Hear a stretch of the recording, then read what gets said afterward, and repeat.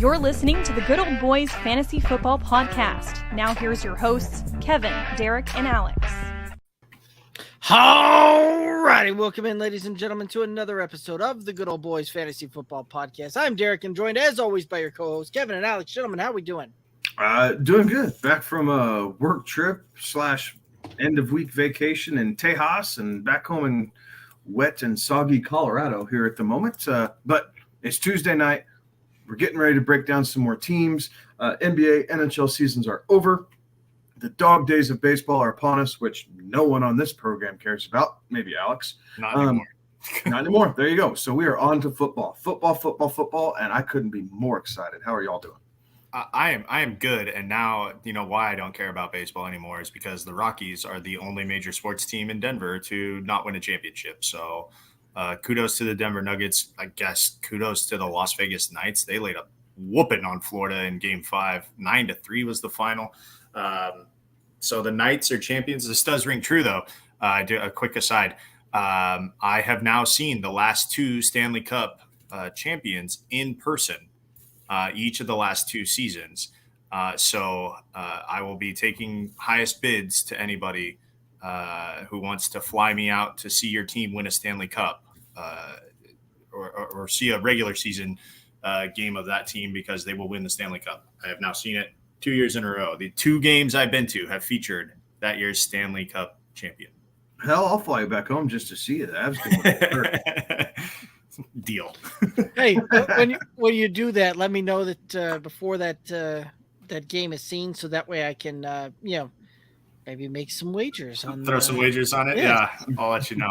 And I can put some things in play, as they say, so that Play the long con. Yeah, exactly, a little more profitable there. So, Alex apparently is the secret sauce to winning championships or winning Stanley Cups. There, Stanley Cups, yeah, for sure. So that's all right. We got the secret sauce now, and now Alex, we could make that a full monetization thing there. So guys, let us know if you want Alex to try and help your team win exactly. The DMs are open across all the socials. You can find us on Twitter, Instagram, Facebook, TikTok at Good Old Boys FF, as well as on the youtube.com/@GoodOldBoysFF. Make sure you hit the subscribe button there, and let's rock and roll. Any thoughts before we start rock and rolling through some teams?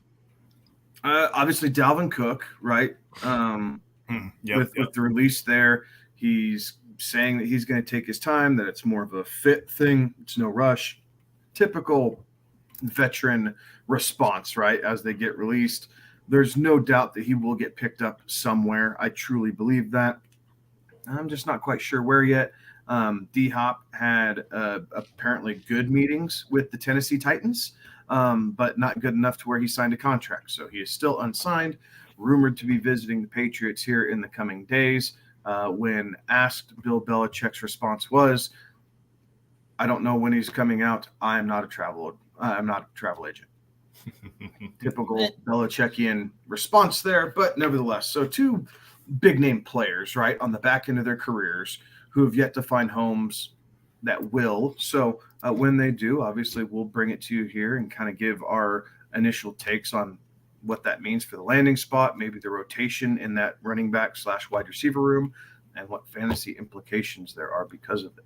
I'm just glad that the Vikings went ahead and did this move before we get to that team breakdown, because that does greatly alter how we view the Vikings in that running back room, and even some of the things that we've said about running backs, previous to this point, right? In previous episodes, as we've done some of these, position groups or looked at some of these players, that does put a little more emphasis on some other guys there in Minnesota, because we know that they're not going to change their identity all that much with the Dalvin Cook gone. I think it does kind of change how they do some things, but I still think that your Alexander Madison stock has to be through the freaking roof right now, because all of a sudden he just became RB1 there in Minnesota. So he is going so undervalued right now, as well as another one of the running backs that we'll be talking about here tonight. But Madison still is being drafted so far down in comparison to most likely where we think he's going to finish, right? So big value for Madison owners, and if you're able to pick him up just a touch later and get some value out of that. Yeah. Absolutely. Yeah. And the interesting thing too, right? Like just to kind of gloss over the, or just kind of hit that up a little bit, was the DeAndre Hopkins visiting the Patriots. Like Bill O'Brien's the offensive coordinator there, and Bill O'Brien was the guy that shipped him out of Houston as the head coach, general manager there. And there were some very interesting, words kind of said and some things that kind of played out through the media through that one. So it'll be interesting to see if they can kind of, bury the hatchet, so to speak, on that one. Should he come back there? So in retrospect, did anyone actually win that deal? No. Like, no one really came out ahead. Like they gave Hopkins up for nothing. Yep. And we all laughed at the Texans for that, which was part of the, tombstone that was Bill O'Brien as the head coach. But neither team was able to do anything with it. The Texans got worse, and the Cardinals floated in mediocrity. Like even with having a Kyler Murray participate for about 60% of the games. Right. Hit up some comments here real quick. Jamie chiming in saying, "Sup guys, just got done with the cheat sheet with Drop the Mic." Welcome in, Jamie. Stack App saying the boys are back, and Leadership Lesson saying let's go. Let's go indeed. Any other thoughts, or are we ready to hit up the first team on the docket? I think Leadership Lessons hit it. Let's go. Let's go. First team up here, we got the Tampa Bay Buccaneers here, 8-9 last season with a 66% pass, 34% run ratio. They're ranked 25th in points for, 14th in yards for. Head coach Todd Bowles, offensive coordinator Dave Canals. And we're going to start where we always do in the running back room. Rachaad White's getting kind of the elevated move here since Leonard Fournette no longer on the team. He finished RB 38 last year, 129 rush attempts, 441 in yards, 1 touchdown, 50 receptions, 58 targets, 290 in yards for 2 tutties. Thoughts on Rachaad White? I really like where Rachaad White is going. Tampa Bay is going to be much more balanced this year. They do not have the talent at quarterback like a Tom Brady, and I would not be surprised to see this closer to maybe 54% pass, 54% pass and 46% run when it drops down. So it's a 10% decrease in passes for those of you who do simple math there based off the stats last year. And Rachaad White has zero competition. So I like where he's going. And in drafts, you can get him at a steal. A lot of cases, you're able to pick him up late 4th, early 5th. So if you do tend to go RB heavy, you could easily have him as your 3rd running back and a guy who's probably going to be a pure workhorse, barring any sort of injury or fumbling issues there. And I think you're going to really like that because this guy has top end RB2 written all over him. He has breakaway speed and can flash for some of those big plays. His pass pro, I think, will get a little bit better on top of the fact that the offensive line will be healthier and better. They were dinged up last year. They were doing nothing but dropping back, it seemingly. I think they just got tired. Todd Bowles will put, now that Brady has retired, Todd Bowles will put his mark on this team, which is going to be a little bit more defensive-minded. And defensive-minded coaches love to run the football. Stay balanced, run the football, chew the clock up, and just don't make the big mistake.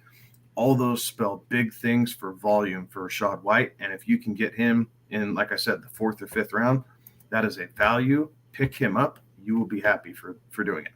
Yeah, and Derek, I see him going in that 60 range. So that's right around 5th round area, right? 63 is where I see him at.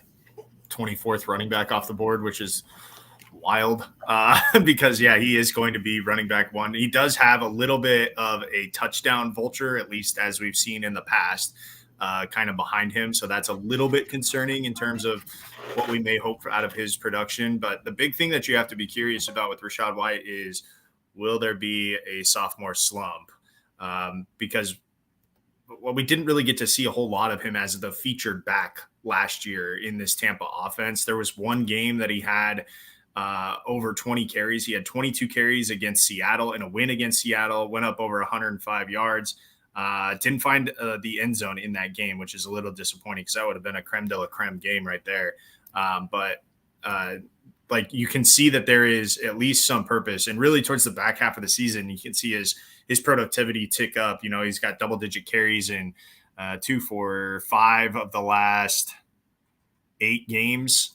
So that's pretty nice to see. Like, Tampa Bay was trying to figure out what they got. And I think I like what they got, especially at the value that you're getting there. So he's definitely somebody that if he is around, right, in that 4th, 5th round, if you go, even if you go with like a 0 RB strategy, right, and you pick up a running back in your 3rd round, and then, you've got him in your 4th round, like you still have to be pretty happy with what you've got, because he is, for all intents and purposes, RB1 down there in Tampa.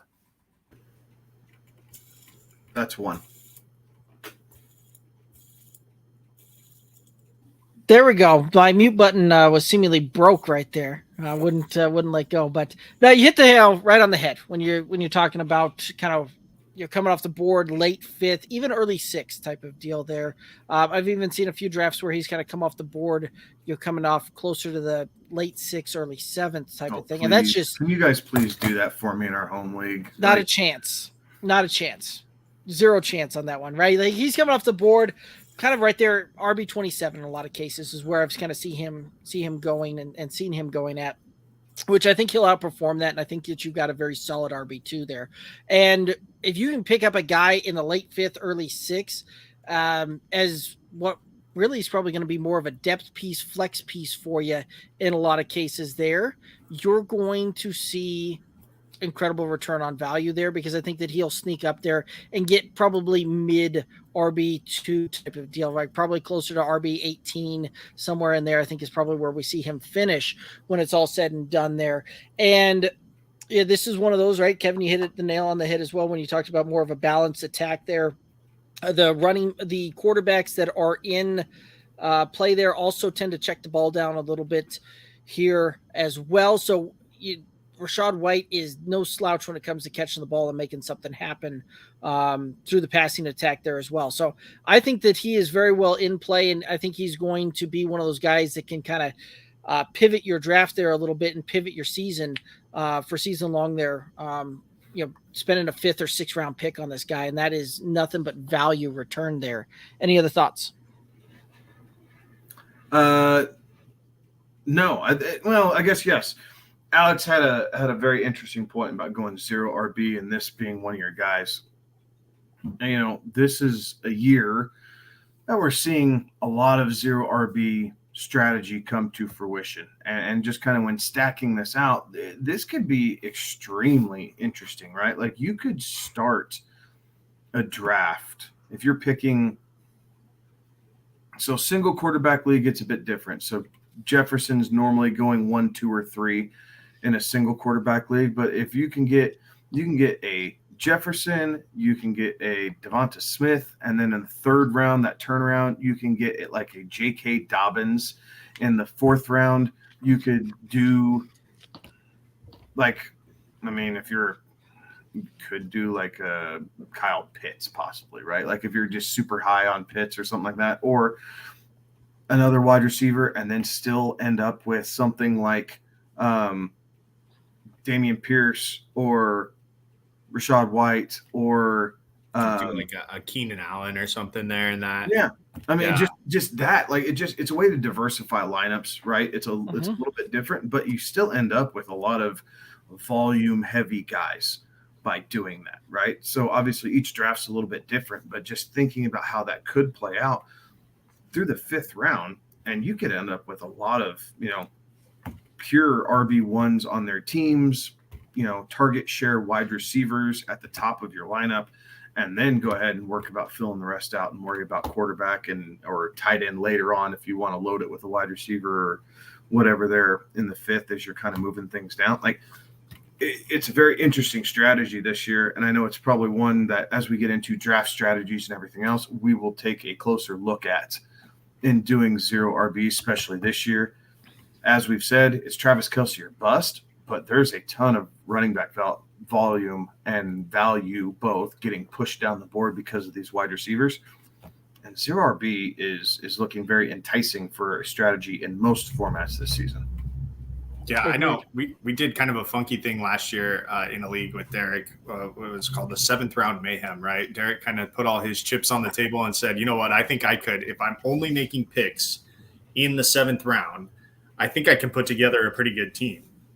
Now, I don't think that the 7th round is the round to do that this year, but I think if you're in the 6th round, I think you could put together a really good team that would get you perhaps a little bit better of a result than Derek had with his 7th round mayhem picks, but it was a noble effort to do that. And I do think that like you could realistically, if you're in that 6th round and you're, like I think there's still going to be a ton of talent available come 6th round time. So you got to pay attention and pick the right ones. But man, there's going to be a ton still available.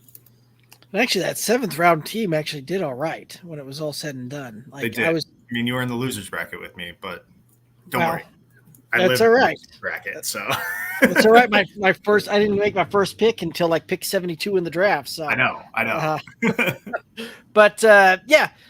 Alrighty, let's go ahead and hit up the next guy here, Chase Edmonds, running back 59 last year. Didn't really play much on either Miami or in Denver. 68 rush attempts, 245 yards, 2 touchdowns, 16 receptions, 24 targets, 157 yards, 1 touchdown. Thoughts on Chase Edmonds?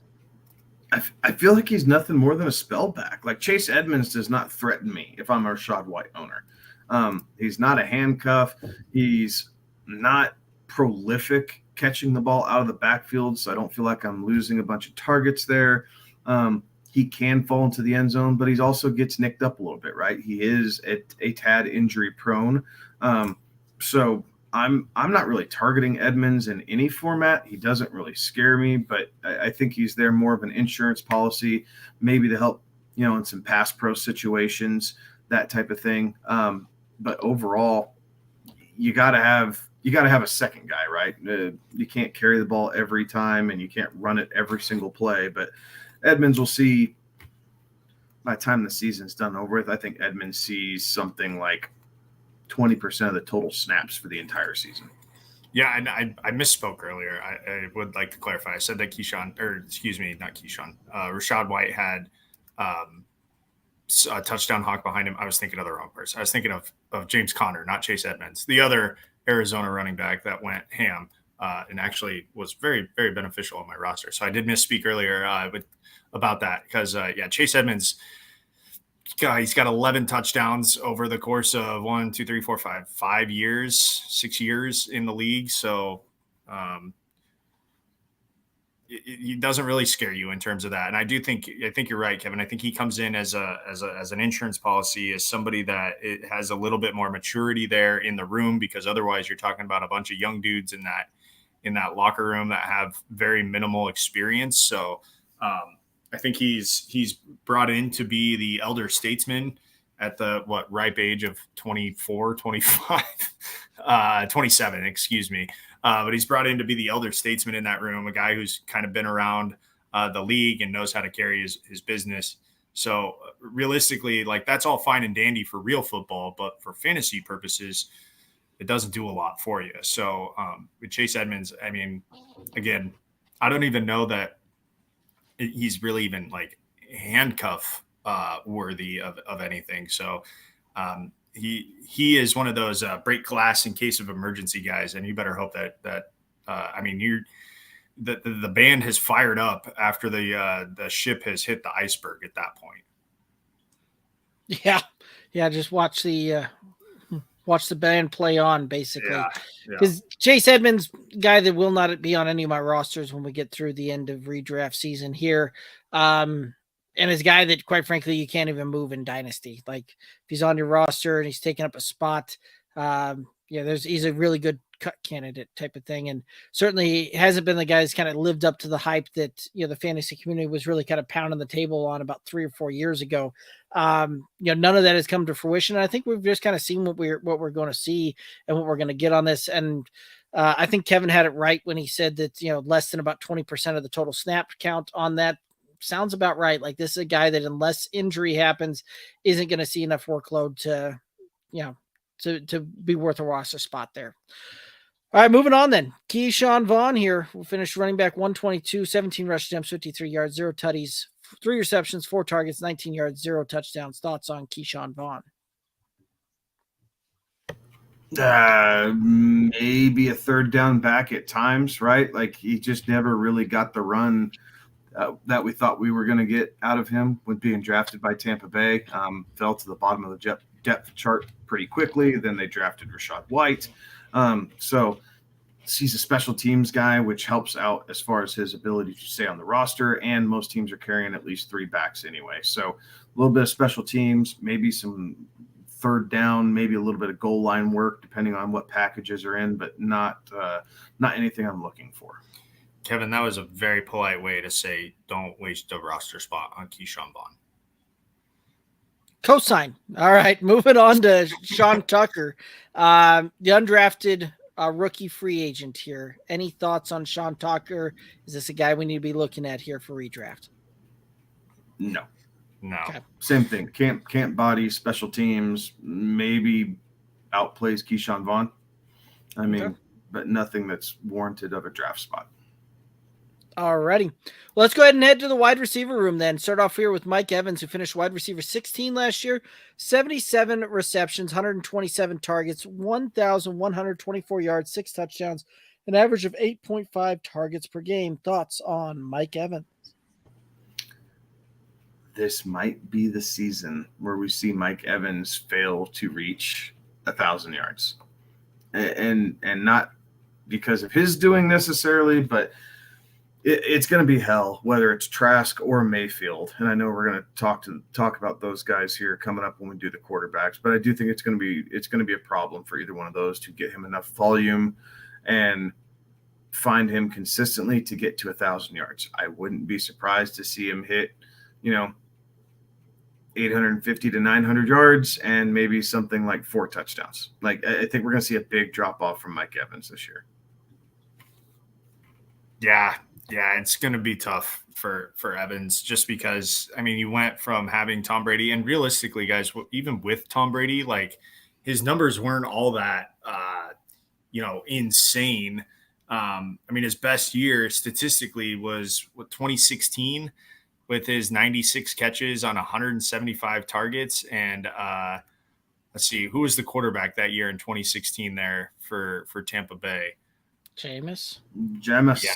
Exactly. So, like, you went from the gunslinger that was Jameis Winston to the greatest quarterback of all time there with Tom Brady coming back.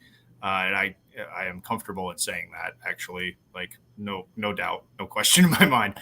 But now you've got, 2 guys that aren't quite that type of quarterback, right? With a Baker Mayfield who, yes, he's a gunslinger a little bit, but he doesn't necessarily push the ball down the field like a Jameis Winston, and he's not nearly as intelligent or as cerebral as Tom Brady is, and locating the mismatch before they even break the huddle. So this is going to be, I think, a difficult year for Mike Evans. An impressive streak, as you mentioned, Kevin. Every year he's been in the league, he's had over 1,000 yards receiving. He's had very impressive touchdown numbers, a bit of a fall off last year in terms of the touchdown department. Still had 6, like nothing to, scoff at by any means. But I do think that because of the change at quarterback, it is going to be a difficult time for Mike Evans. And realistically, I think that's being reflected in where he's going too. His ADP is down there, wide receiver 31. He's 72nd off the board. And I think that, or in that range. And I think that that's indicative of the lack of confidence that the fantasy community has in who's under center down there in Tampa. I don't think that's a knock on Mike Evans. I think that's a direct correlation to who's throwing him the football. Yeah, I think there's also a lot of that too when you look at it from the standpoint that they're going to have a fundamental shift in the offense and the philosophy that's there, right? 751 pass attempts. That was 40 more than the next closest team to it, and almost 100 more than the third closest, than the 2 spots removed from that number 1, right? Like, this is a team that realistically I think we probably see closer to maybe 550, maybe 600 total pass attempts coming out of this offense to it. So you've got 150 targets that are going to seemingly kind of dry up, and I think that we'll see that shifted far more to the run game on this one. So yeah, when the pie gets smaller, everybody's piece of that pie is going to get smaller as well, even if they maintain the same target share type of thing. Like it's just that is the nature of the beast here on that. And Tampa Bay has had the most pass attempts, the last 2 years, and it hasn't been really that close. So if you bring them back to middle of the pack, and now they go from 751 attempts to, like the Broncos last year were 17th with 571, right? Like you bring them kind of right back into that middle of the pack type of deal. Everybody's piece of the pie gets smaller. So Mike Evans probably somewhere between about I would say probably somewhere between about 100, maybe 115 total targets. Yeah, everything's going to get a little bit more squash there. So can you find value with Mike Evans where he's coming off the board? Yes, because he can probably still get up in there into low-end wide receiver 2, high-end wide receiver 3 category, and he's coming off the board at a point where you can at least get some decent value on that one. But it's not going to be like what you've seen in the past on this one. So it's a proceed with caution for me on this one. Can we talk? I know the 1,000 yards receiving every year he's been in the league is impressive, but can we also talk that this man in his 2, 4, 6, 8, 9 years that he's played has one rush attempt for 10 yards. he's run the football one time for 10 yards back in 2021. That I think is almost as impressive as his 1,000 yard streak. He's 6'4" and he doesn't have blazing speed, right? Like he was quick enough, but you were throwing him the ball because he could high point it. It's not like he was Tyreek Hill blowing past people, right? Right. It's just not his game. And for the longest time, that's not what they were using his right body type as, right? Building up there and in his youth when they might have done something like. Now he's on the tail. They're not going to do that. They don't want to risk injury with a safety coming off that corner blitz or something like that, and then taking his knees out and running it on a, losing him on a end around to a blown knee or something. Like that's not what they want to do at all. So you probably won't see any more rushing attempts out of him. They got other guys on the roster for that. That's wild. Yes. 137 games played, 1 career rush for 10 yards, 1 first down. Yep. Although if you look back, he had a couple of fumble attempts. Yeah. So there's that. He has fumbled 3 times, lost 2 in his entire career. What a pro. Yes. Sure-handed. That's what they call that, I'm pretty sure. All righty, let's go ahead and hit up the next wide receiver here. Chris Godwin finished wide receiver 20 last year, 104 receptions, 147 targets, 1,023 yards, 3 touchdowns, an average of 9.5 targets per game. Thoughts on Chris Godwin? I like Godwin a touch more than I like Mike Evans this year, just because of how his typical route tree runs. Godwin can play in the slot and does play in the slot more than Chris Godwin. He's going to be running some shorter routes, some in-cutting routes more often than not. While both guys have good hands, Godwin, there was a reason Godwin was the go-to for Tom Brady, right? Like when both guys were healthy, Mike Evans got the deep shots and got a lot of the touchdowns, but Godwin is the guy who made the chains move. And I think he's still going to be using that skill set and that route combination with these new quarterbacks. So I do think that he will become the wide receiver security blanket, if you will, where if things kind of go to hell in a handbasket, they're going to look to Godwin first because he's more often than not going to be running a route that is closer to the quarterback and easier to complete. So, yeah, well, I agree with you, Kevin. And Godwin's not going much higher than Mike Evans is going. It's about 10, 12 spots. He's going about a round before Mike Evans right now. But I'll tell you what, I really like Chris Godwin in a best ball situation. Like he's going to be fine in a redraft, but in a best ball, I mean, this guy has the ability to be a game changer. But again, I think you're going to have to ride the wave that is the inconsistency of the quarterback position down there in Tampa. And so I think there will be games where he will just be absolutely electric and lights out and, go over 100 yards on, 8, 9, 10 catches on like 12 or 11 targets and have a touchdown or two mixed in there. But realistically, like any pass catcher that you get from Tampa Bay, you're going to have to just hope that there's more upswings than there are downswings when it comes to the consistency at the quarterback position. Yeah, absolutely. And Chris Godwin, again, right, like you just said, it coming off the board, kind of wide receiver, 30-ish, 59th overall type of deal. Like that puts him squarely at the back end of the 5th round to it. And there's other guys that I'd rather go with the 5th round, right? We've kind of hit that one up already where you're potentially even starting off like wide receiver, and then filling in some of those running backs to it. Like, yeah, I think really if push came to shove, I think I'd rather draft Rachaad White over Chris Godwin in that same spot. Just kind of nature of the beast there. But brings me to a question, kind of looking at some of these ADPs here as well. So tell me who you'd rather have. I'm going to name 3 wide receivers, and we'll just go with who you'd rank them 1, 2, 3 on those. Wide receivers are Chris Godwin, Christian Kirk, Michael Pittman. Out of those 3, how you ranking them? Oh God, Christian Kirk. Yeah, you almost have to go. Then, yeah, you almost have to go Kirk by default, right? Because Pittman's got presumably Anthony Richardson throwing him the football, which means he presumably has Anthony Richardson throwing him the football at some point. Godwin, you're going to have either Baker or Trask, right? So you'd have to go with Kirk because Trevor Lawrence is a quarterback. That's really what it boils down to, is that the guy who actually has a legit throwing consistent quarterback is the one that is the safest play. Yeah.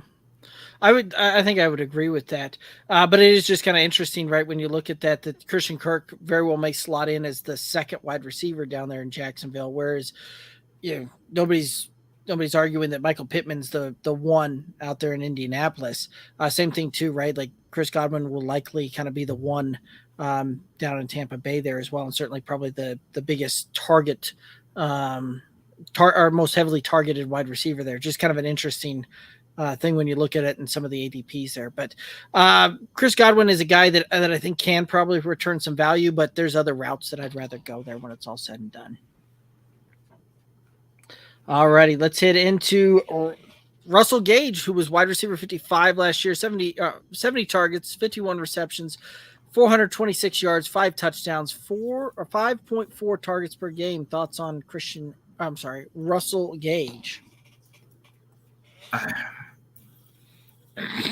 I really liked Russell Gage. I liked the move down to Tampa, and then it's kind of fell flat. Like he was promising in Atlanta. Right. He did a lot of good things in Atlanta. And then, he's just been buried on the depth chart, being the 3rd wide receiver on this team with the quarterbacks that you have does not speak well. He has fantasy relevance if Godwin or Mike Evans goes down, but standalone value as is week in and week out. I think you might see similar numbers with fewer touchdowns. Like it wouldn't surprise me to see him have, 55 catches again for, maybe 650 yards and 2 touchdowns this year. So honestly, that kind of drops his rankings, right? It takes him from wide receiver 55 and probably puts him down closer to 65 with dropping all those points for touchdowns. So in deep leagues, I'll take him as like my 6th wide receiver or something like that. The value is right, and I'm looking to fill in position.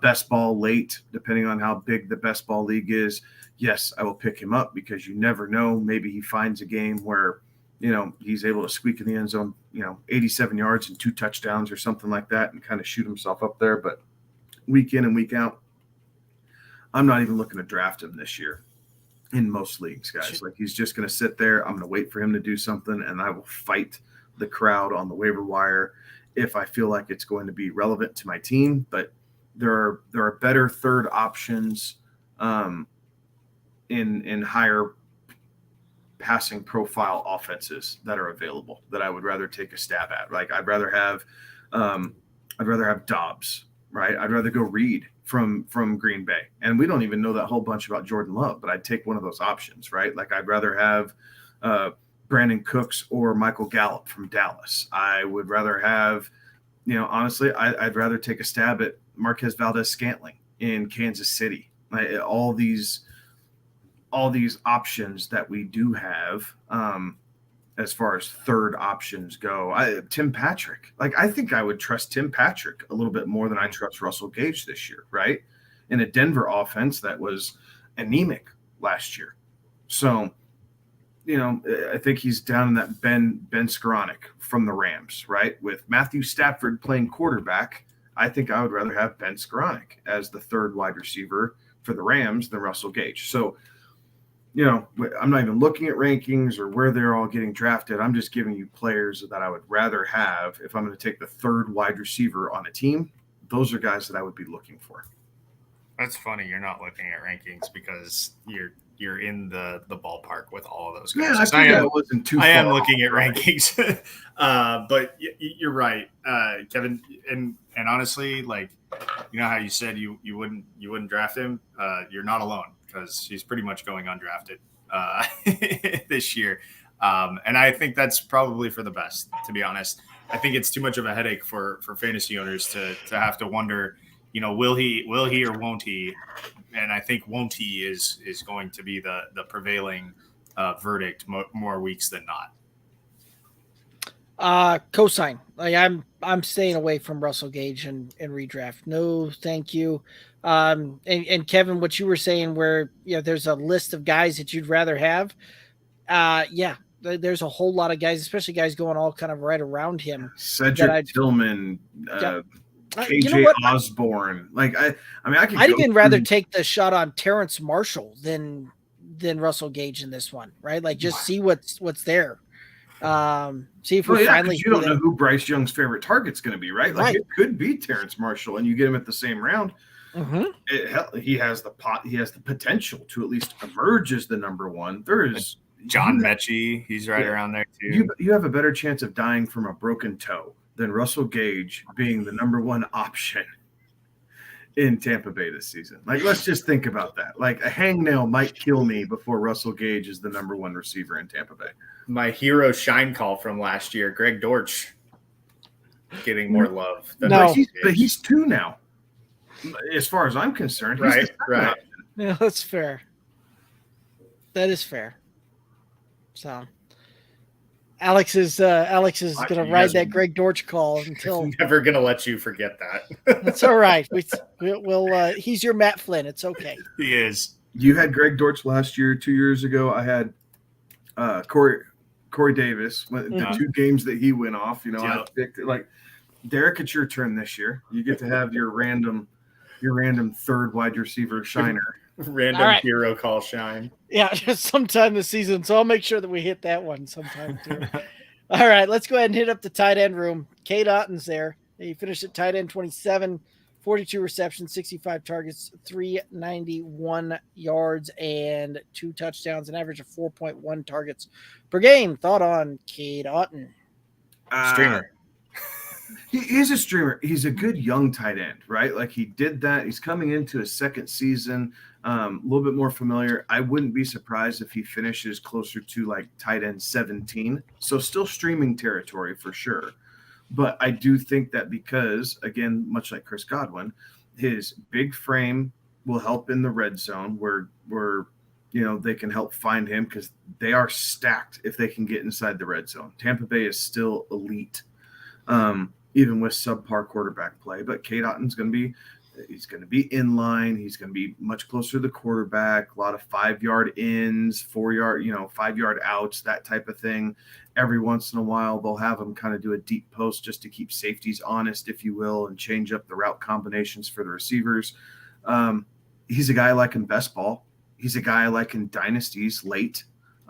He just went in I'm doing a dynasty. It's a crazy roster construction, but it's centered around pass catchers. Like running backs have minimal value, and he just went in the 18th round in a super flex startup with crazy roster construction, and he's a pass catcher. So if I'm doing a dynasty league and I can pick him up in the 18th, I can live with that and see how he rolls for this season. If I don't like him, I drop him and pick up someone else who's going to be more beneficial. But he's youth, and only being one season in, especially in dynasty formats, he is a guy worth taking a flyer on late in drafts because tight ends take longer to develop, and you might really have something here in a couple of years once he hits his full professional stride.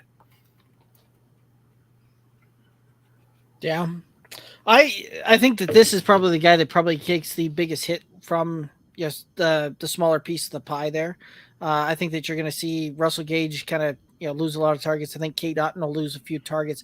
I think Cade Otton will see very valuable targets, like you were just saying, where they're down in the red zone. And really, when you're talking about a tight end, like that's where if you can get those valuable targets in the red zone, we've seen that time and time again when we go through these things, that you can have a tight end only catch 30 passes, but if he brings in 7-8 touchdowns, that's fantasy gold for you, and he'll be fantasy relevant for you all season long.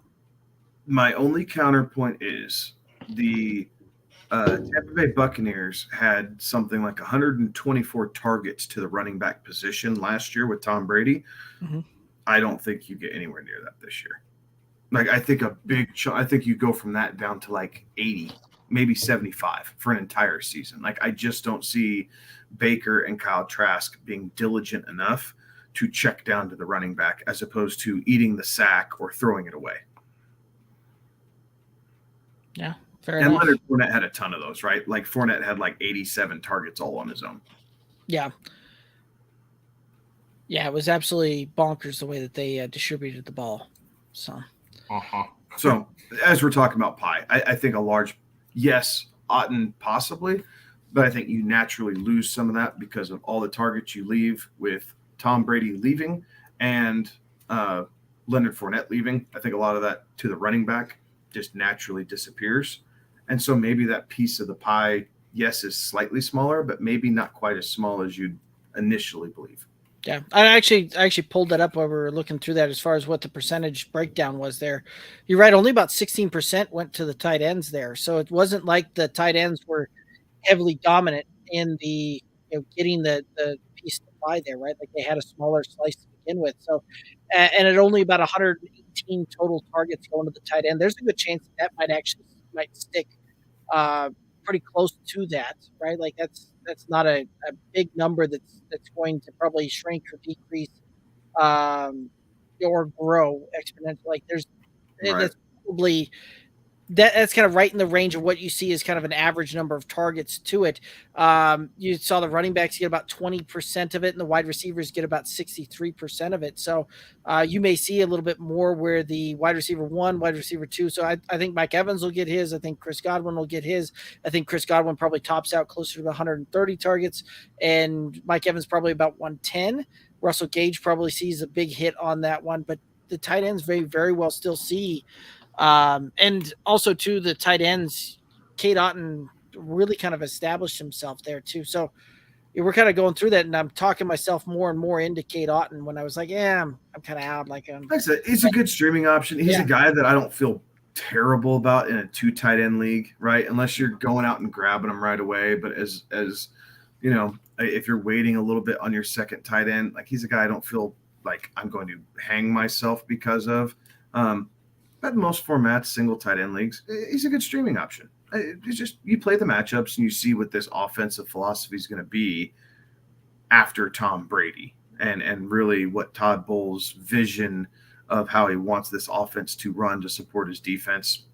And it's, like I said, you don't have to start him every week, but he will be a viable option to pick up and spot start if you need to. I like it.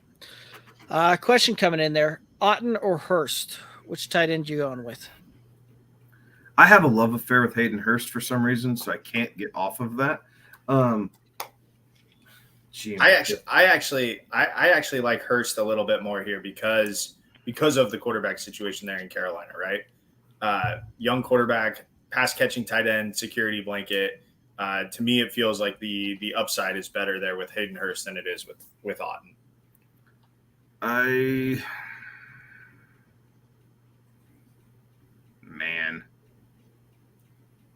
I think I want to say Hurst, but I think with a gun put to my head,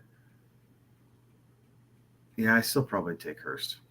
I just can't get away. Like, you guys know this. I've been on Hayden Hurst for the last 3 freaking seasons, and he just is a guy that I always seem to, hey, this is a late tight end, and he was a first-round pick, and hey, look at this, and he has all this potential, and then he ends up at, tight end 20. It's like, well, damn. Right. I think Hayden Hurst is the guy to go with that, and the guy I would go with there as well. Frank Reich's offense tends to feature tight ends, and I think that will not change there. So I'll take the offensive coordinator that we've seen really favor tight ends and produce some very fantasy relevant finishes over the last 5 years in that system. So that would be the route I would go. So, alrighty, heading to the quarterback room. Baker Mayfield, QB 29 last year, 201 completions, 335 attempts, 60% completion percentage, 2163 in the yards, 10 TDs, 8 interceptions, 31 rush attempts, 89 yards, 1 touchdown. Thoughts on Baker Mayfield? Hold on, before we get going here. You beat me to it. You beat me to it. I saw it on Pro Football Talk here today. I read that article. I started laughing. Oh, I don't know. I don't know about that. I don't know about that. But I was gonna play a trivia game, and Derek, maybe you know the answer to this. If you do, don't play along because I don't know that Kevin does. Baker Mayfield right now is going ADP 33, which means that there is one team that has 2 quarterbacks going in front of Baker Mayfield. It is San Francisco. It's Trey Lance and Brock Purdy. He's going 33rd right now. We know that he is likely to be a starter, and yet he still cannot crack the top 32 quarterbacks in terms of fantasy draft picks this year. We'll speak to why here in a second. So, Pro Football Talk had, and I just read their article, so I'm not sure if they are just reporting on it or if they actually got it, but Rodrigo Blankenship is trying out for kicker for the Tampa Bay Buccaneers. Okay. And for those of you who are college football fans, know that Rodrigo Blankenship was a very key component to the Rose Bowl back in 2018 when 2018? Yeah, I guess it's 2018 season. Yeah, I think so. Where the Oklahoma Sooners and Georgia Bulldogs met up for the highest scoring Rose Bowl. And I guess Baker, as the report goes, Baker's walking along the field and Rodrigo's warming up or whatever. And he looks over and Rodrigo, goes and tries to say hi or whatnot. And Baker looks at him and goes, "I still don't like you." And kind of moves on. And it's all joking, and we all get it, but it's just funny. That's the part of Baker that people like, right? It's the competitive edge. It's the fire. It's he does have the ability to motivate his teammates. These are all good intangibles. The problem is the tangibles. The problem is that Baker and really McVay kind of unlocked his ability to be an accurate quarterback to some extent because he hasn't been overly accurate to this point. Possibly got a raw deal in Cleveland, depending on how you look at it, because he did get them to the playoffs. And then the next season he got injured, had the shoulder injury, if I don't believe, Derek. I think you might remember better than I do. And then all of a sudden they're bringing Deshaun in and blah, blah, blah. Baker is a great backup quarterback, but his personality does not feed well into being a backup quarterback. He has the personality of a starting quarterback. He's going to get his last shot here, right? This is his last shot to be a starting quarterback in the NFL for the Tampa Bay Buccaneers. And they've had Kyle Trask sitting behind sitting behind Brady. And now him and Baker get a chance to kind of duke it out. I think Baker wins the starting job to begin the season. And we're going to see how this goes. But if Tampa Bay starts out 1-4 or 1-5, I think they have a quick hook. And this is why Baker Mayfield's going 33rd overall. Because, yes, or 33rd quarterback off the board, is because, yes, he is most likely a starting quarterback in the NFL. But for how long? Right now, it's almost written in stone that the top 3 rookie quarterbacks with Stroud, Young, and Richardson are all going to start week 1. It's the first time in the last couple seasons where we've had the top 3 guys all start week 1. So there's not really a competition there.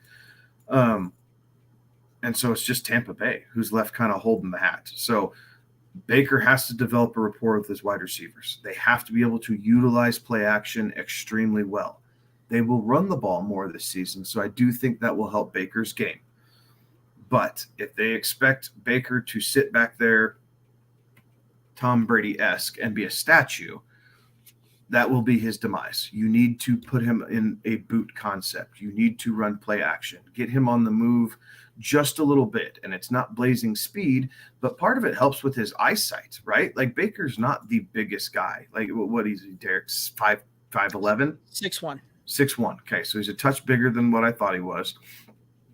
But he still, historically, plays better on the move and boot play action passing. So you have to run those concepts. And if you're not going to, Baker will struggle. He does not do a great job of just 3, 5, 7-step drop, find your receiver. He's actually more accurate on the move is another reason that you need to run those concepts. So, Derek, you might feel differently. I know he's your boy. And I've made no secrets that I have not been a Baker Mayfield fan for a very long time. And this is just kind of his final stop, but he gets his shot, right? And that's all you can ask for as a professional athlete. From a fantasy standpoint, I'm not going anywhere near this, guys. Like I just not. Like I don't know when or if the hook will be pulled.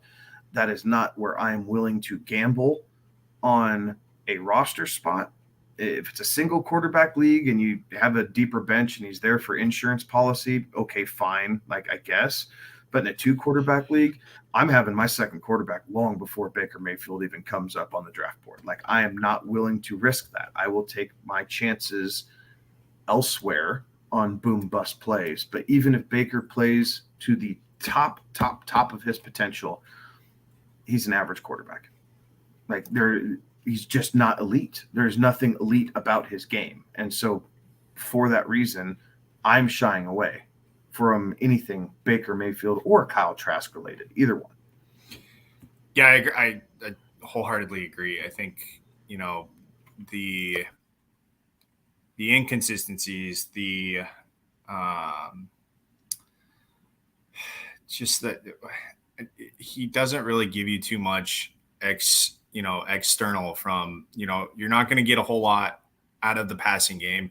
And you can handle if you're not going to get a whole ton of a lot out of a passing game if he does have a consistent running game, but he doesn't really have that either, right? So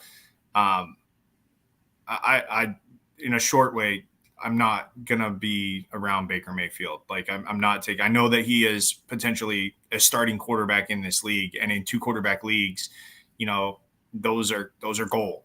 But I don't – or 2-quarterback or super flex leagues, whatever, those are gold. So I just don't – I don't know that by week 9 he's still the starting quarterback, and that scares the ever living out of me, that I would much rather take a safer play with a guy, even if I have to – and I don't think you have to reach all that much to get your second quarterback in those leagues. But even if I do have to reach a little bit more, like I would rather go for a safer option than, taking the dice roll on Baker Mayfield or Kyle Trask. The beautiful thing about where these guys are coming off the board at, right? Kyle Trask is coming off the board as an undrafted type of deal. So it's one of those, you don't have to spend any draft capital on him, right? Like you can keep an eye, and if they, go to the hook and you need a quarterback, okay, cool. There's one waiting out there on the waiver wire that you can go with, and you can, in dire straits type of thing. But Baker, where he's still coming off the board at, you don't have to reach out for him for a second, or realistically, you can put him on your team as a third quarterback, and he's a little bit of a depth play. And if he comes out there, he's got a little bit of upside, a little bit of, swing for the fence type of thing. And Baker playing for a contract, Baker playing with his back against the wall, I'll take that shot on that. But again, I'm a little bit more bullish on Baker, and have been for many, many years there. So I would take the shot on Baker as my third QB, fourth QB type of thing, but I'm certainly not going to be spending anything more than third round or third QB draft capital on him. So late into it, backup depth type of play, and that's about it as far as what I'd be willing to spend draft capital wise on it. So, all right, any other thoughts on the Bucks? Do we need to touch on Kyle Trask? We can touch on Kyle Trask by this. I kind of threw week 9 out there, but do we think that there is a quarterback change made within the Tampa Bay organization before or after week 9? Do you think it's before or after week 9? After.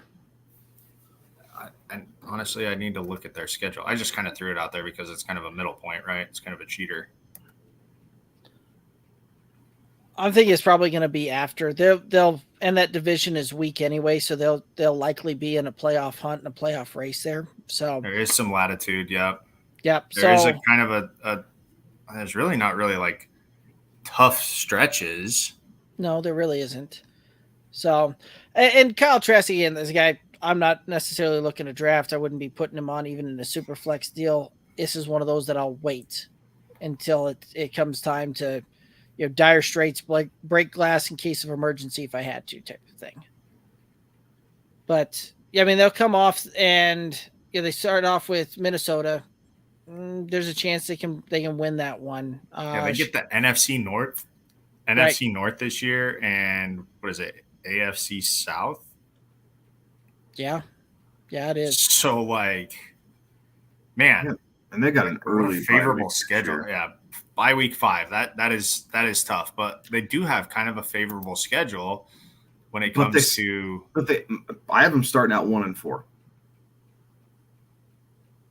I can see who they pick the win up against. Chicago at home. Oh, Chicago. I could see him picking up a potential win against either Minnesota or New Orleans as well. I don't think there's a chance until they win in New Orleans. It's tough. Possibly at Minnesota. Possibly. I'm not going to rule that one out. I think that game at home with Chicago is one that I would pencil that in as a win. And then at Minnesota with their home opener, the way that their season kind of ended, I think their defense is going to have to show out that first week, which is possible. Philly, no. At New Orleans, I don't think that's going to happen. Then they get their bye week. Home against Detroit. Detroit's kind of everyone's darling, right? Is Detroit going to be good enough to go down to Tampa Bay and beat a team with mediocre quarterback play? Defense is going to have to be elite. And I don't know. Is the defense that good? Or are they getting longer in the tooth there in the front 7? The back end is young. But on the front 7, are they a little too long in the tooth? Atlanta, I think they picked that win up at home. What a favorable schedule, man. At Buffalo's a loss. At Houston, they probably win that. Versus Tennessee, it's at Buffalo on a Thursday, too. Yeah. I think Houston, they could win. Tennessee, I could win. San Francisco, pencil that in as a loss. Indy, I think they can win. Carolina, at home, they could potentially win. They've got this thing where we could easily see them get to 9-8, 10-7 this season. I will take the under. Okay. And they could. I'm just saying, if that was the line given to me, I would place the under. Fair enough. Fair enough. Oh. All righty. Any other thoughts here on Tampa Bay? No, sir. All right. Heading over to the Washington Commanders, who went 8-1, 51% pass, 49% run. They're ranked 24th in points for, 20th in yards for head coach Ron Rivera, offensive coordinator Eric Bieniemy. Head right into the running back room. Brian Robinson, who finished running back 41, 205 rush attempts, 797 on the ground with 2 touchdowns on the ground, 9 receptions, 12 targets, 60 yards, 1 touchdown. Thoughts on Brian Robinson? Brian Robinson is a good in between the tackles runner. He does get you those yards. You can use him in the red zone. His biggest downfall is he doesn't catch the ball, right? They have Gibson for that. We'll get to Gibson in a minute. If he can stay healthy, I think he is a back end RB2. So I do think that he improves off of where he was last year. But it's staying healthy, and it's Washington being able to stay on the field and move the football a little bit. If they're constantly trailing because the defense kind of poo-poos a little bit like they did last year, and they're constantly chasing from behind, Robinson is not going to be involved in the game plan as much. Like he is a close or front running back, if you will. If they're trailing and playing catch up, you're going to see a ton of Gibson. And I do think these guys kind of split carries a little bit more. There's been a ton of hype around Gibson this offseason, so Robinson's going to have to fend him off a little bit. But I think you could see him back end of RB2 territory, maybe top end of RB3, but that puts him in flex territory for bye weeks and things like that. So decent pick. You can get some okay value out of him, though. Like he's not going extremely early in drafts, so I do think that helps. But overall, with his inability to catch passes out of the backfield, that is his kind of downfall. And that is a reason why generally I kind of stay away from Robinson, just because most leagues that I play in are PPR leagues. And I don't want to draft a running back who's only running the ball, because 16 carries for 87 yards and no touchdowns doesn't do squat for you, right? It's simple math. It's 8.7 points, unless you're in our home scoring league, which is bonkers, but normal leagues, 8.7 points doesn't do it for me. I can find that out of just about anyone I put in my flex spot. Yeah. Health, I don't think will be an issue. I mean, after he came back from being shot, right, from suffering a gunshot wound, he finished out the rest of the season. So health, I think, is something that you don't really have to be too concerned about. I will tell you the biggest pitfall that is going to happen, if it hasn't already, there will be somebody out there who thinks that they are drafting Bijan Robinson and will end up with the other B Robinson, Brian Robinson, and you're going to be sorely disappointed, because they are completely different running backs, and they're going at completely different spots. So I guarantee you that is going to happen at least once, if it hasn't already, in leagues across the world. So pay attention, right? When you're doing your draft, make sure you got the right guy, because that is a pitfall that is going to happen. I like what you're saying, Kevin. I think the reason why I'm not so bullish on Brian Robinson or Antonio Gibson this year is because of who was brought in as the OC, right? Eric Bieniemy. He comes from that offense in Kansas City where they spread the football out, right? They try to get as many people involved as possible. And yes, it's still possible for them to feature a running back. We kind of saw that a little bit with CEH, his rookie year. But I do think that he is of the mindset of, let's get as many people involved as we possibly can, keep the entire offense engaged. And that will come at the detriment of somebody being a bell cow or a workhorse, which is kind of what you want in a fantasy running back. So I agree with you. I think that they will split carries, because I think that's how Bieniemy is going to call, this game and the personnel that I'll have in. So I think that's going to be that is going to be tough for Brian Robinson. But yeah, as a flex position, for sure, right? Like he's going to return you if he can get into the end zone a little bit more consistently. He's going to return you dividends on where he is going, which is right now 86 in the 80s. So that's what, 9th round-ish? Not good at math. It's about 7 to 8. Thank you. So 7th, 8th round, like that's not bad because he is going to be the RB1. You're just going to have to hope that Gibson doesn't overtake him. And there's a really good chance that Antonio Gibson sees a resurgence in Bieniemy's offense here. He tends to prefer those pass catching backs more so than not there.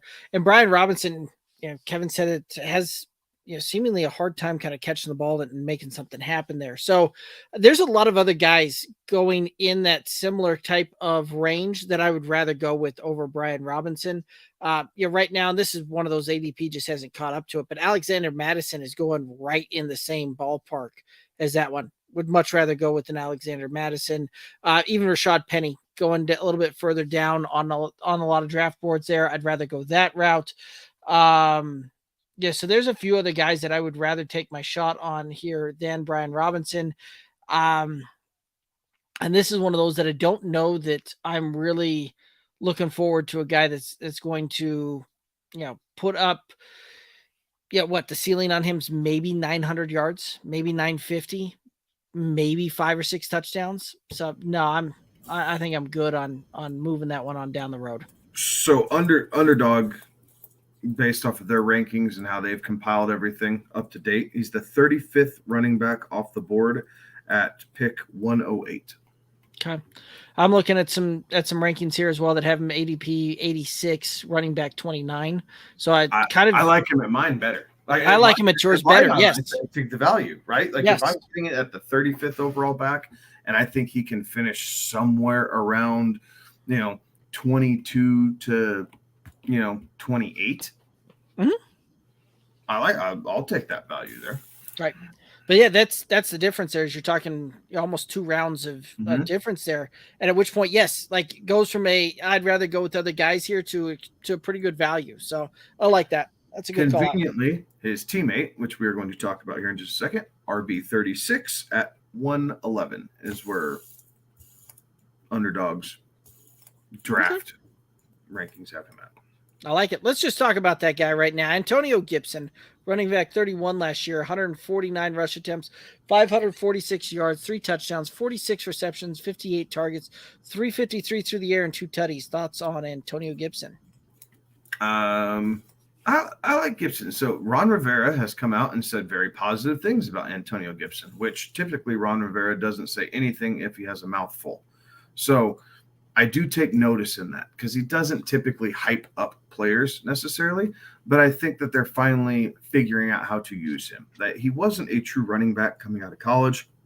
He's just a really good athlete, and they're finding ways to get him the ball. So he will be their pass catching specialist coming out of the backfield, which, depending on the offense, right? Eric Bieniemy coming from that Chiefs offense, and what they've done the last couple of years, it's get it out quick, right? Get it out quick. Get your players in space. That is Antonio Gibson's game. Mm-hmm. So given a choice between the two, I'll probably lean Gibson, especially in a PPR league, and take my chances. Although I do think that they end up about the same ranking, right? I do think they end up the same place. I just think it's easier for Gibson to get there in PPR leagues because of those receptions. He may not see as many carries on the ground, but, who knows with Sam Howell, right? He looked good in that game against Dallas. We'll talk about him here momentarily, but I think that there's at least some form of slight optimism going on in Washington and what they might have there, because Sam Howell is a gamer. And that speaks well to the pass catchers in the Commanders' offense.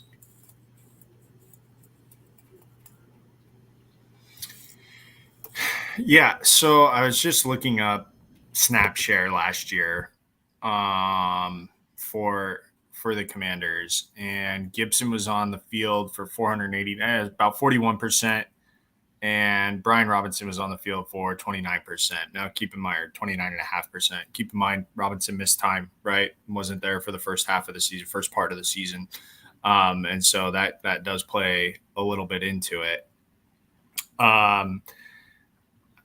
I think that that gap closes, right? I think that gap is going to be closer, to 40 to 40%, right? Like I think one of those guys is going to be on the field, and if one's not, the other one will be.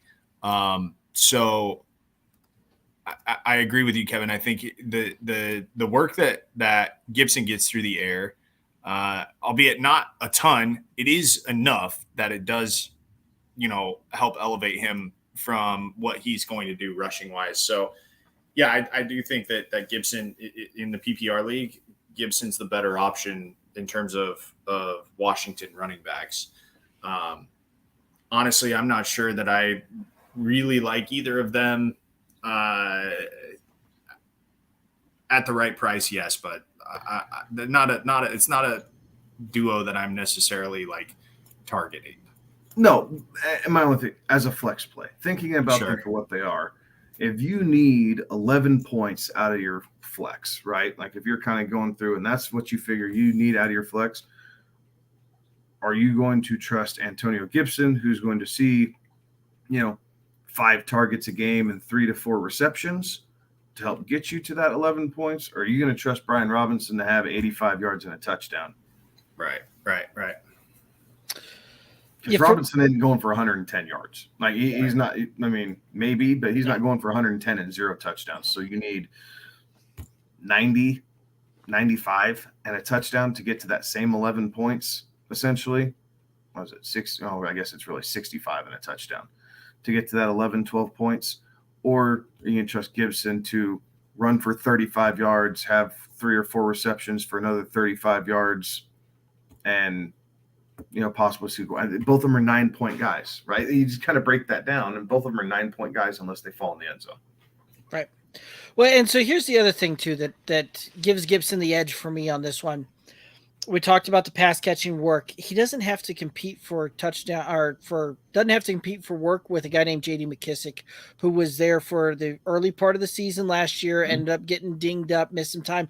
But keep in mind, coming into last year, J.D. McKissic was a guy that had signed with Buffalo, and I believe he was a restricted free agent. Washington matched that contract to keep him from going to Buffalo to bring him back there. So you had some of that where they had a lot of money tied up in getting him down. J.D. McKissic's a third down type of back. Like that's really where his specialty lies. So I think that we'll see Gibson get all of the third down work. He's a good enough between the tackles to be able to get first and second down work there as well. So I think that we'll see a pretty even split between the two of these two guys when it comes to carrying the ball. But I think McKissic will certainly get the edge, especially he'll see all the third down work there and has the PPR upside to it. But keep in mind on Antonio Gibson's first year in the league, this was a guy that got 10, 12 touchdowns. Like he is a guy that can move the pile, move the tackles, hard to bring down, and can flat out has a nose for the end zone. So I like the upside of Antonio Gibson far more than what Brian Robinson brings to the table. And that's a guy that, again, I can consistently get much later in the drafts, and that's the guy that I'm going to go with. It almost kind of it's a little bit different situation, but it kind of reminds me looking at these two. I get the similar kind of feeling that when we looked at Damian Harris and Ramondre Stevenson last year, right? Like you can get the guy that's probably going to outperform the other guy in total points for fantasy in a couple of rounds later. And that's the same thing that I'm looking at here. And so Antonio Gibson is the smash yes between these two for me. Yeah. And revisionist history. He did have a foot injury last year, right? So he had surgery in the offseason because that nagged him a little bit this year. So I think you'll be happier with Gibson more so than Robinson because of all the ancillary points that come with him. Right. And at that point, if it's not going to hold, but just for the argument's sake, Alexander Madison coming off, from the ADP data I've got, Alexander Madison right in line with Brian Robinson coming off the board. So take Madison, wait a couple of rounds, pick up Gibson. Problem solved for you. Problem absolutely solved. All right. Moving on to the wide receiver room. Terry McLaurin, wide receiver 35, 77 receptions, 120 targets, 1,100 191 yards and 5 touchdowns with an average of 7.1 targets per game. Thoughts on Terry McLaurin?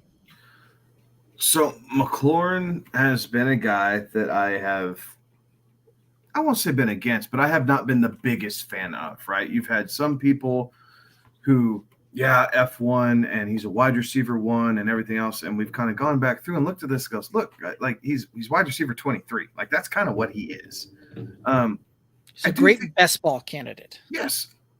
I actually like Terry McLaurin this season. Like I like the fact that he is going to fill this dominant role as the true number 1 wide receiver. I think Sam Howell will utilize him as such.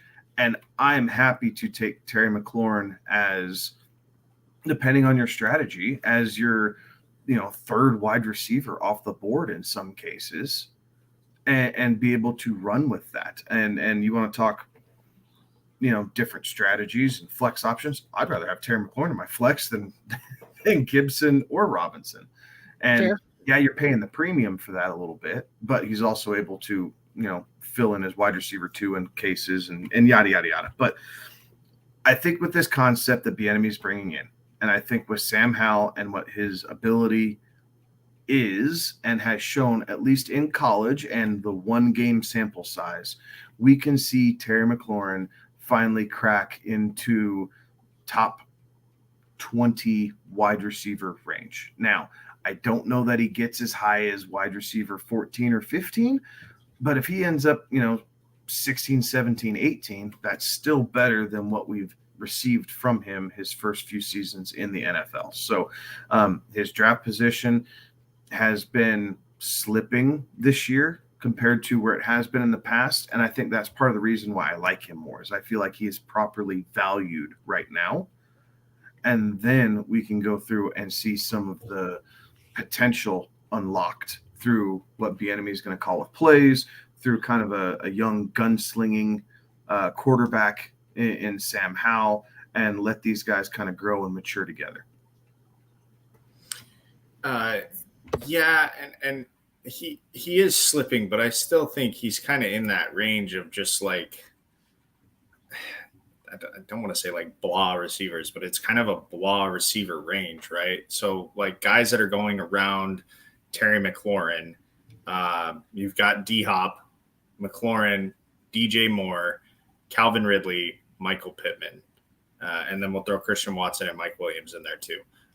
So like it's kind of that like you don't feel super great about getting a wide receiver there, but like obviously somebody's going to get them, right? Because that's about where they're going. So I think it's fair value at wide receiver 25, right? Coming off the board around wide receiver 25. I think that's at least fair value. Before he was coming off at 12 to 15, right, and ending up at wide receiver 23. So at least at 25, you're drafting him appropriately. Yeah. Yeah, where I see him coming off the board at a lot of times is kind of that wide receiver 20. So kind of right there in that range, wide receiver 20 to 25, kind of coming off the board there. Pick 49. So you're talking very first pick of the 5th round on average ADP there. So I think you're right, Kevin. There's some fair value for that one there, but there's other guys that I think I'd rather go with kind of coming off the board in that similar range, right? Keenan Allen coming off, Jerry Jeudy coming off. I'd even rather take a shot on Calvin Ridley and the potential upside of that one, I think, more so than just, again, right, some of that comes down to the fact I trust Trevor Lawrence more so than what I do with Sam Howell. But Drake London is kind of that, like, I would stare those guys down while I was on the clock. I really would stare those guys down. He's using up all minutes of that one. Which is fair. It's another guy in that range that we haven't talked about a whole lot. So I was just tossing it out there. He is, and that's one of those that I would seriously stare that one down and kind of go back and forth on that one. And at that point, I'd probably go with Terry McLaurin just because I know that he is the first target in that offense. Whereas there's a chance that Kyle Pitts, Drake London may end up seeing the same amount of targets there to the point where, they kind of cannibalize and feed into one another there. Whereas there's not going to be another pass catching option that's going to receive the target share like Terry McLaurin is in Washington. So I might lean that route, but that'd be the reason that I would lean there. So, but yeah, I think you're right. I think he is kind of fair value. Just there's some other guys that personally I'd rather go with in that similar kind of range, but I think that he can return value for you for that draft capital there. Any other thoughts on Scary Terry? All right, Jahan Dotson, wide receiver 50, 35 receptions, 61 targets, 523 yards, 7 touchdowns, an average of 5.1 targets per game. Thoughts on Jahan Dotson? Jahan Dotson flashed, right? Kind of came out of the gates early and then faded down the stretch a little bit. Dealt with a couple little nagging injuries his rookie season, which happens for a lot of young wide receivers as they get used to the physical nature of the NFL. He's a decent number 2. Like, what I'm looking at is wide receiver 40 coming off the board at 76. Like, I don't know that I love where he's coming off the board, just because I think when you're looking at, the totality of things, I just feel like there's better options coming off in that round, right? You have DeAndre Swift, George Pickens, to Kadarius Toney, in that same range. Right behind him, Cam Akers, Isaiah Pacheco. If you're looking at that round, so if you're looking for pass catchers, Toney, Pickens. I don't know about Gabe Davis. Like, I think I'd rather have Dotson over Gabe Davis. Like, if that's kind of a benchmark for you guys, that makes sense. Just because I think both guys are a little bit boomer bust, but I'm kind of over the Gabe Davis train. Like, the hype around him for the last 2 seasons has been so high, and he's just the same guy. He has one game where he blows up, and it kind of makes up for, 30% of his fantasy point total. And if you miss that 1 week, you're kicking yourself, and then you're trying to chase it. And I don't like chasing points at the wide receiver position, especially in guys that are fairly interchangeable. I think I'd rather wait around later and go Brandon Cooks from Dallas. Like, I think Brandon Cooks will get fed more consistently than Jahan Dotson will in Washington. So you kind of get that round discount right there. But overall, young guy. So dynasty formats, yes, you're picking him up. You're going to play the youth card here a little bit and see what he continues to develop into. Again, new quarterback in Washington, so we're not quite sure how that rapport is going to work out, but he did flash. Like, his route running is pretty good. It's not great, but I think that's something that he's continuing to work on. He was able to find himself in the end zone a couple times, so he is able to, get 6 on some of these routes, and I think he's a solid number 2. Like, I as far as for that team. But more than likely, given his draft position, I'm not going to be drafting him. Like, I'd rather take a stab at DeAndre Swift or Cam Akers and try and get a solid backup running back out of those positions than chase that wide receiver. Or if I am going wide receiver in that range, I would much rather have George Pickens first, then probably take Kadarius Toney and then Jahan Dotson. Yeah, and realistically, like, he's not like a long ball Jahan Dotson, like, right? Like, I mean, he's not a deep ball threat, right? Like, he has his longest catch last year was 61 yards. That was a great performance against the Giants in a loss. 4 catches on 6 targets, 105 yards and a touchdown. You do like his, touchdowns per game, right? He had 7 touchdowns in 12 games last year, and in 12 games played. And granted, those 7 touchdowns just came in 6 of those 12 games. So, a little better than half a touchdown a game. Like, if he can keep that pace up, then yeah, like, you'd really like that. Because you're looking there at, like, what is that? 17, half of 17, 8, 9, 10 touchdowns ish out of Jahan Dotson. The yardage I don't think is going to be there. The receptions I don't think is going to be there. But the touchdown upside is there. So if you're in, like, a crazy touchdown pool, you have to like your chances with Jahan Dotson. I do think that the offense being different, I think him having to learn now his 3rd offense in 3 years is going to be a challenge. going from the college game to his first year in Washington to now the enemy there in Washington with a new offense coming in, and developing that rapport with the Sam Howell. It's going to be a challenge as well. But I mean, he was able to develop a rapport with Carson Wentz last year. It wasn't all that much of an adjustment for him in his rookie year learning the NFL. So I think best ball format for Jahan Dotson is a really good play. As far as redraft goes, you're not having to spend too much capital on him, and you probably will get a better return out of where he's going. It's almost a dead zone for wide receivers at that perfect range, right? Like unless if you're set on Tony or Pickens, which are going just before him, like I've mentioned before, okay. But after him, Gabe Davis, Quentin Johnson, Brandon Cooks, Rashad Bateman, Elijah Moores, Zay Flowers, Michael Thomas, Cortland Sutton. I'm going to take a shot on Elijah Moore just for the upside and potential there. But and I'd take it on Sutton. I would too, but that's the Broncos fan. Well, and that might be, but I think the target share for Sutton is going to be just about as equal. Well, I don't know. Maybe I don't. I mean, it's just none of those guys are sexy enough, right? Like in those ranges, I'm looking at like, well, hell, I can get a tight end in that range that I probably feel better about and be a starting tight end, or I can get Cam Akers, DeAndre Swift, some of these running backs that have fallen down. If you're going 0 RB, this is a spot where you fall in, right? Like you pick up running backs here where people are chasing receivers if they went running back heavy.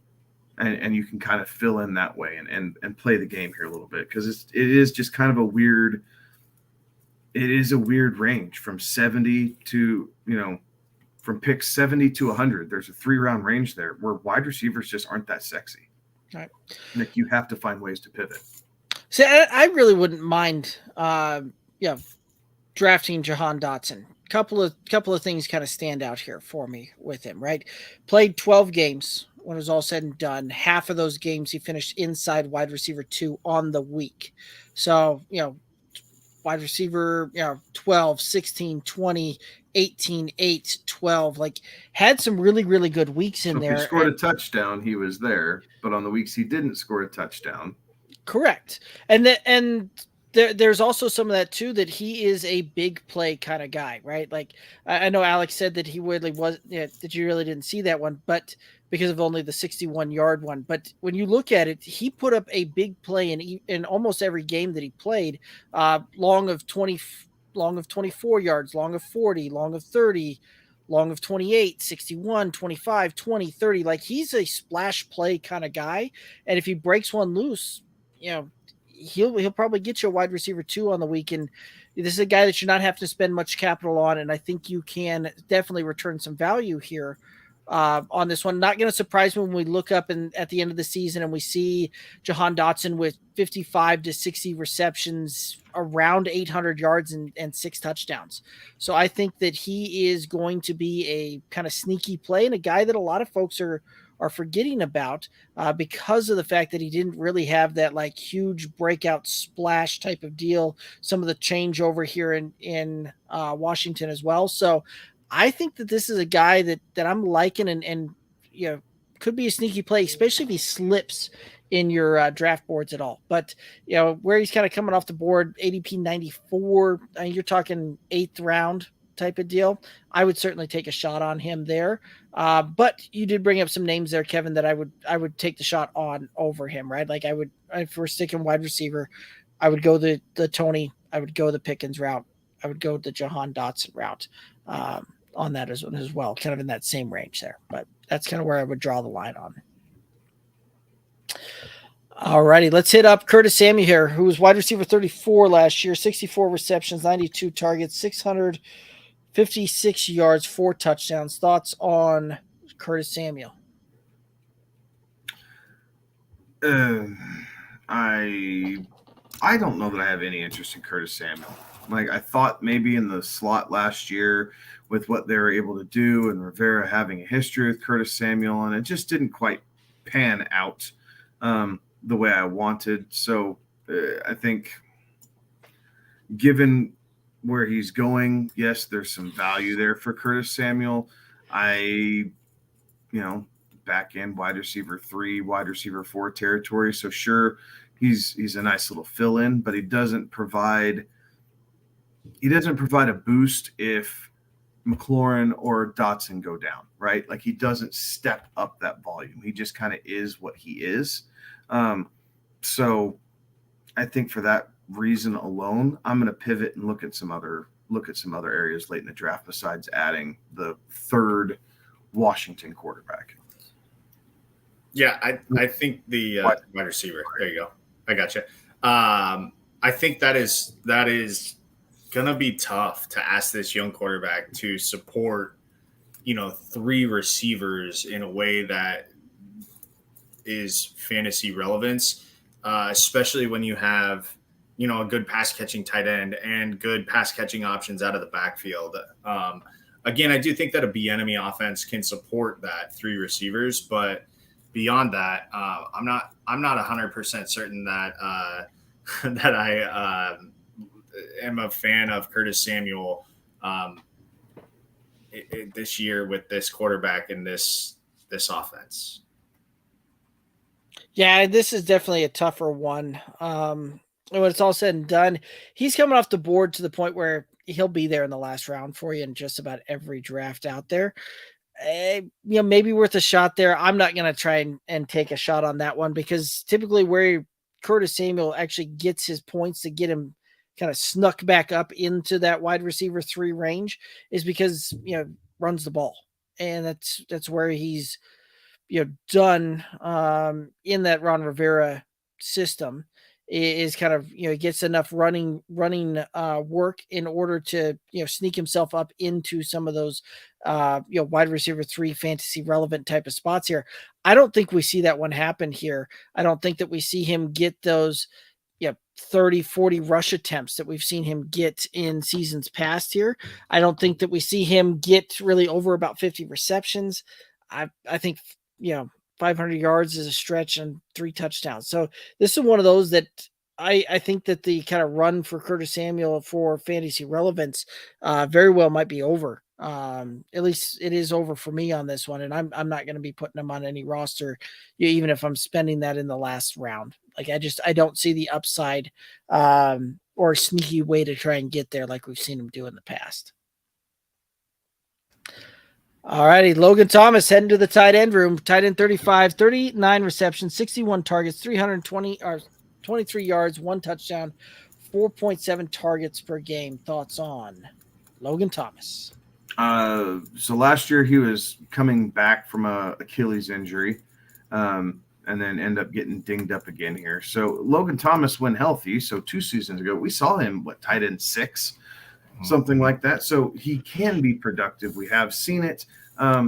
We know that the Chiefs offense is filtered through a, instant Hall of Famer in Travis Kelce. And not that Logan Thomas is that, but I do think that they get it spread around a little bit. I think between Thomas and Bates, I think that it gets split up a little bit. And because of that, he's a streaming tight end option. Like I'm not looking to instantly place him on my roster. But I think he's a guy that can stream the right matchup. I think he's a guy that's probably going to be added and dropped from different lineups throughout the season. And you're just trying to play matchup a little bit. If your guy has a bye week, goes down with an injury, or if you're just waited really long on tight end and you're streaming them from week to week, he's an option in those scenarios. It's funny because he was tight end 35 last year. You said, Derek, correct? Mm-hmm.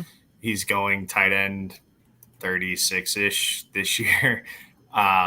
And oddly enough, going around a guy that we just got done talking about with Tampa Bay, with Cade Otton. I think I like Logan Thomas a little bit more than I like Cade Otton because I do think that the young quarterback, I've said it once, I'll say it a million times on this show. Pass catching tight end is a young quarterback's best friend because they can be that safety valve, that security blanket to make sure. And he didn't get a ton of targets. I mean, 61 targets last year is great, 39 catches. He just could not find the end zone last year, and that's what really did him in. I think his numbers jump up a lot more if, he adds 4 or 5 touchdowns to that. And Derek, I'm sure you can verify that for me, that claim.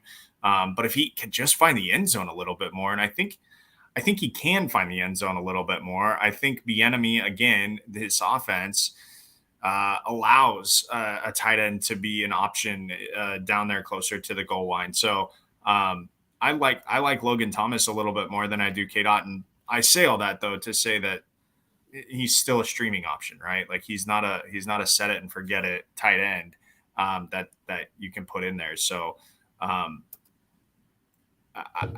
in the right spot, yes, but like that right spot is not. It's a very dire case to get Logan Thomas on a week in, week out basis. No, you need him to fall into the end zone. He's much like these streaming tight ends. Cade Otton's going to be end up being the same way, right? Like, right. If you stream them and they fall into the end zone that week, you feel like you know more than everybody else around you, and you're so damn smart. But the chances are the likelihood of them falling into the end zone is not very good. Just on the odds of target share and probability and how these offenses flow by. So buyer beware, but you're not drafting him coming off the board at tight end 35. Like he's just going to sit there. So just, flag him, see what they're doing with this offense with Eric Bieniemy and Sam Howell. And if it seems like it makes sense, or if you're in a pinch, then you take the chance there, but don't draft him and put him on a roster to begin with. Yeah, there's no need to do that one. Yeah, he'll be sitting there on the waiver wire for you when your draft ends, if you really want to add him to your roster. And I think what we saw last year is what we're going to get more of, right? 40 receptions, around 400 yards, 3 to 4 touchdowns. I think that's where we're going to be in those weeks. Those 3 to 4 touchdowns in those weeks that he falls in the end zone, you're going to be really happy if you streamed him. And if he doesn't find the end zone, you're going to wish that you had streamed somebody else. So that's one of those that it'll be a matchup dependent and a streaming option for me on Logan Thomas. Other than that, I'm not touching him. All right, let's head over to the quarterback.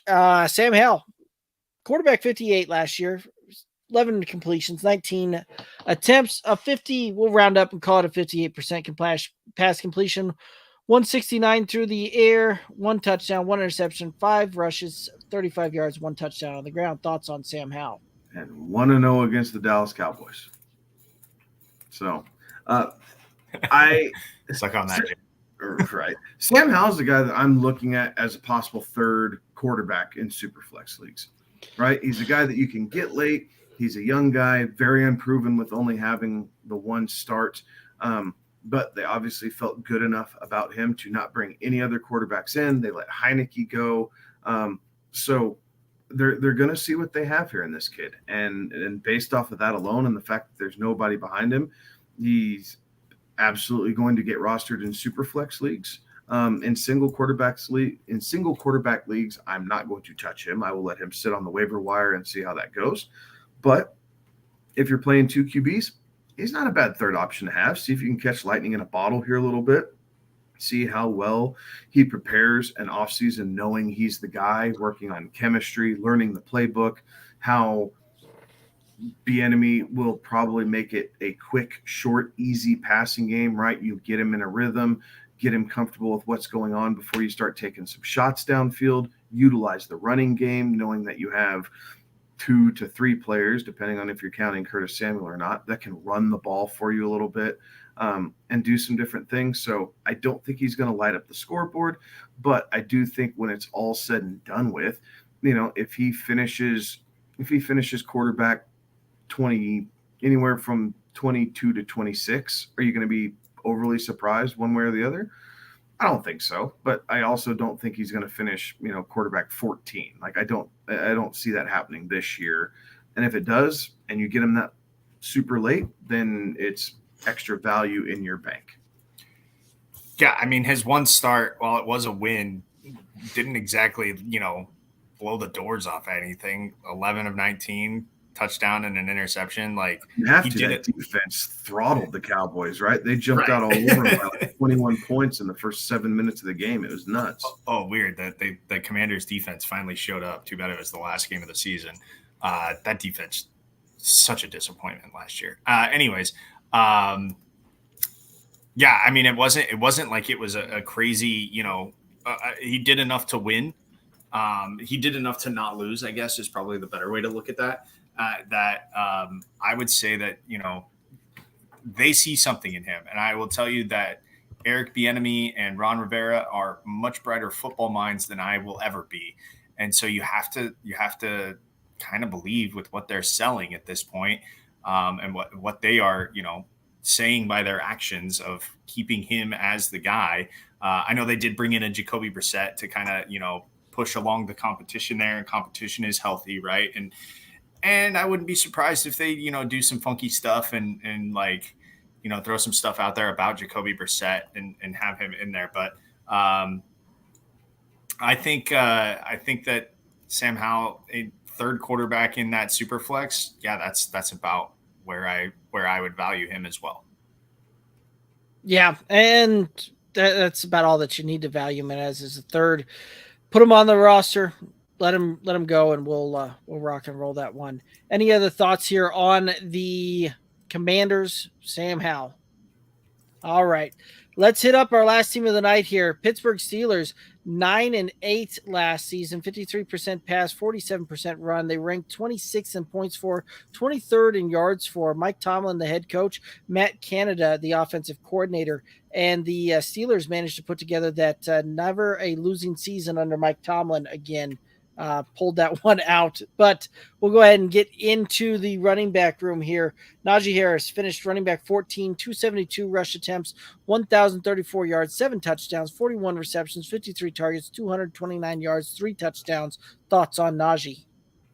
I like Najee. I think that you're getting some value where he's going, right? Teams beginning of the season last year were a little bit frustrated with the output, and then towards the end of the season, he finally started kicking back up. The Steelers have invested a ton of capital to their offensive line, and I think that only helps what Najee Harris does. So it would not surprise me to see him finish back up inside of, running back 7 or 8 territory by the time the season's done with, about 290 carries. So what's that put at 320 to 325 total touches for the year? He's going to be a workhorse if he can stay healthy, but I think he's worth the investment if you are at the back end. I guess you'd be at the top end of the second round and kind of being able to take him there top middle of the second round. Yeah, he's going there kind of RB12 area, right? So right at that RB1 range. And I think too, I think the guy is going to get his, right? And the Steelers' schedule this year, pretty difficult. They drew the NFC West this year, so there's some good defenses that they're going to be playing. They also drew they get the Packers in a one-off, and the AFC.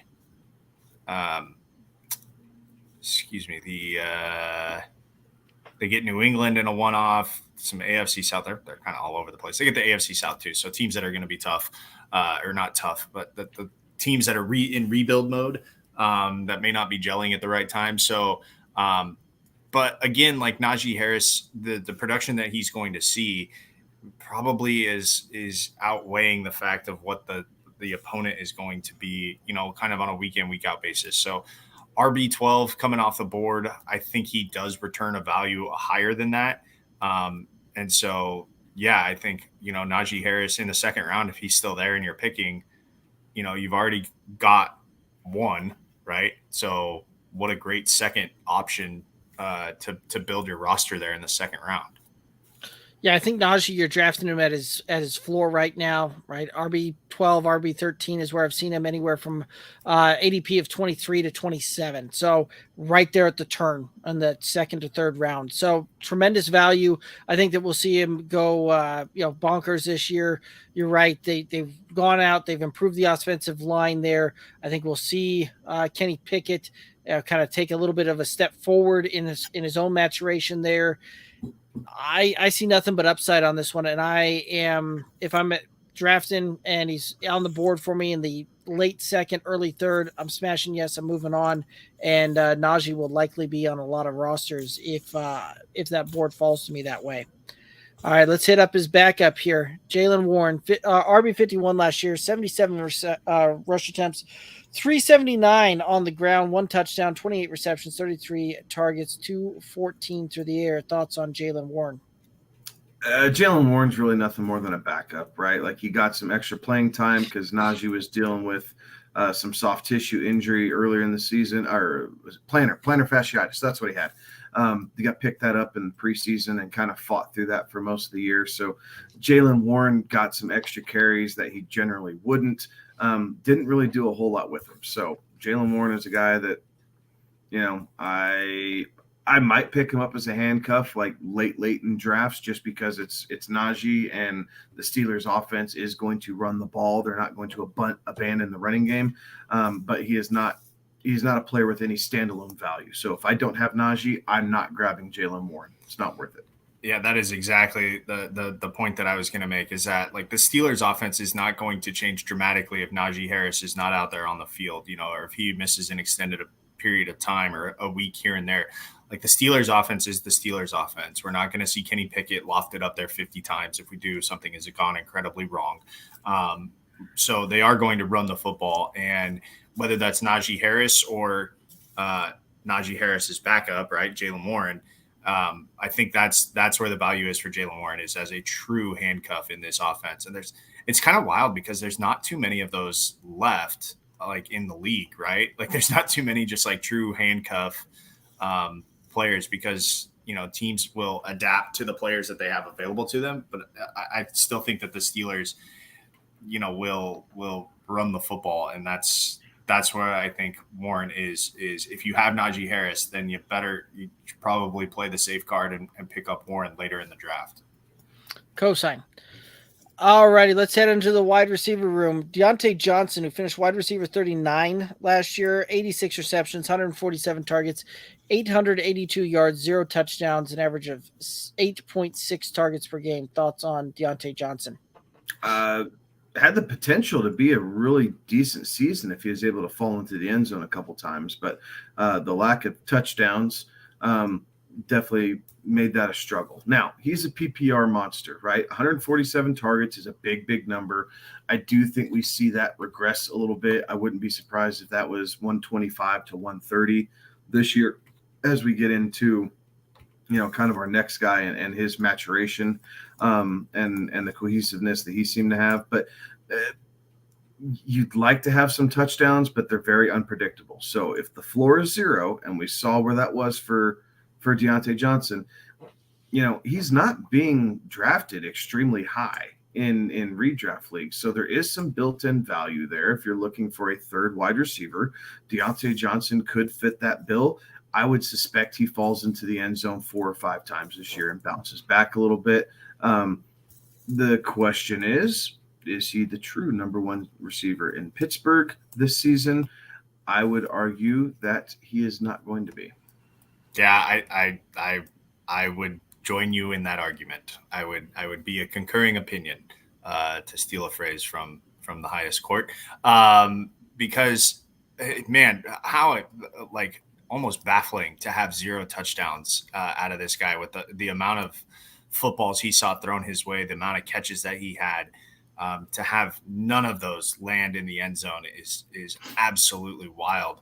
And I do think that target share will come down, not only because of the next guy that we talk about, but because of the crafty veteran that they brought in as well to be a third option there in Pittsburgh, that I think is going to command some targets and some attention from defenses as well anytime he's out there on the field, because you just don't want to get beat by him. So I think that Deontay Johnson, probably not the number 1 option, but I do think that where he was last year without the touchdowns is great. And he's kind of going in that, wide receiver 3 territory.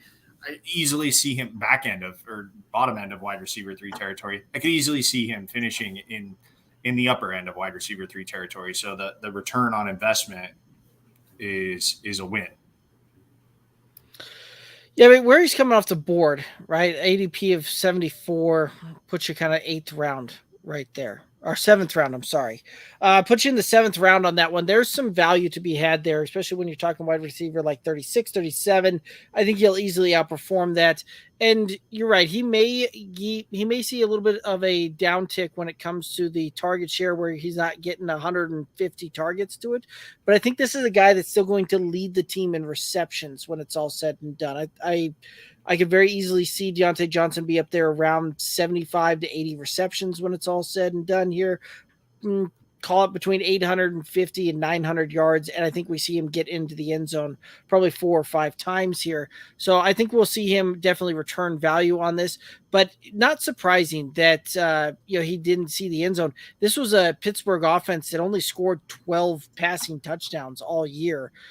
They were dead last in the league when it came to touchdowns through the air. So it just wasn't there. Some of that has to do with the rookie quarterback, having to do with some of the changes that they go along with that.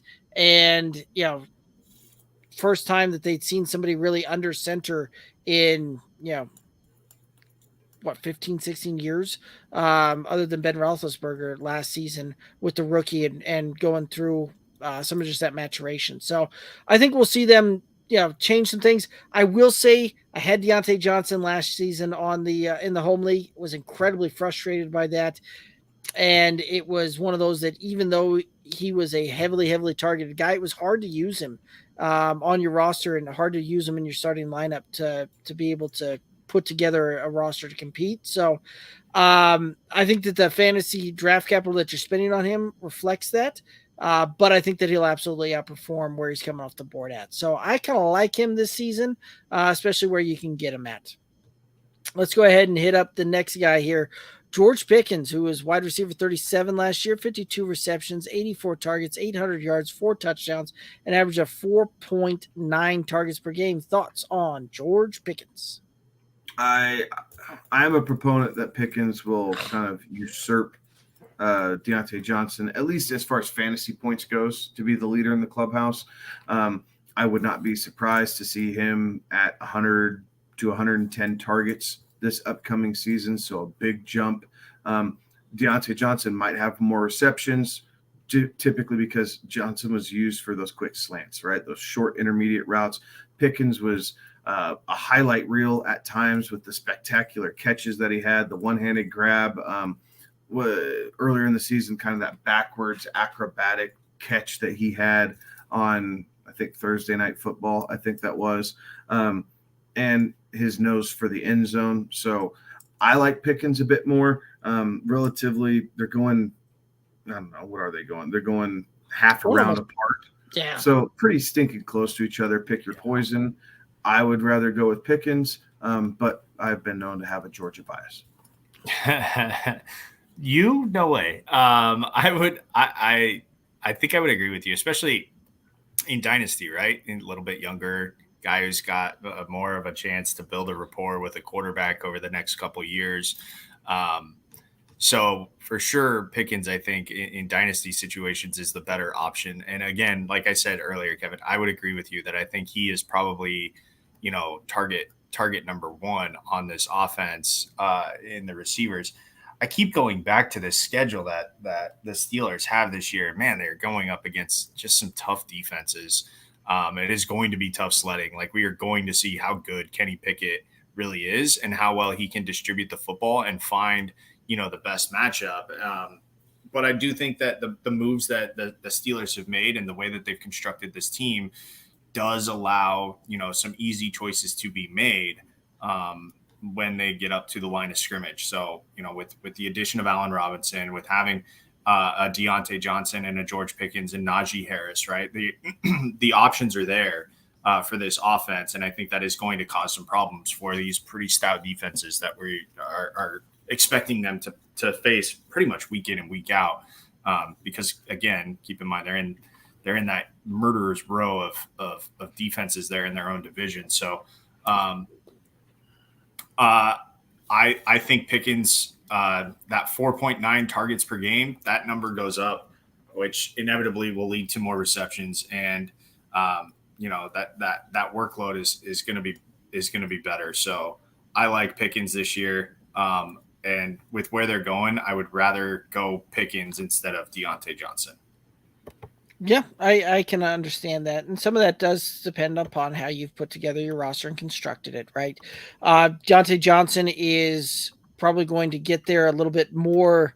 I think you're right. George Pickens very well could outscore Deontay Johnson when it's all said and done, right? But it's not going to surprise me if George Pickens gets there with a lot more blow-up games, whereas Deontay Johnson is more you're just kind of steady Eddie, reliable. He's not going to necessarily blow up one way or another there. Right. George Pickens, right? Like I think I just ran through with Deontay Johnson being somewhere around probably 80 receptions, around 900 yards there. I think George Pickens gets probably close to the yardage somewhere around 850 to 900 yards, but only does it on about 60 receptions. Right. And I think he probably finds the end zone a few more times there. Right. Like it wouldn't surprise me to see him fall into the end zone 6 or 7 times compared to 4 or 5 times. So I think that we can see him get there. I think we can see him do it. It's going to be, much more electric to it.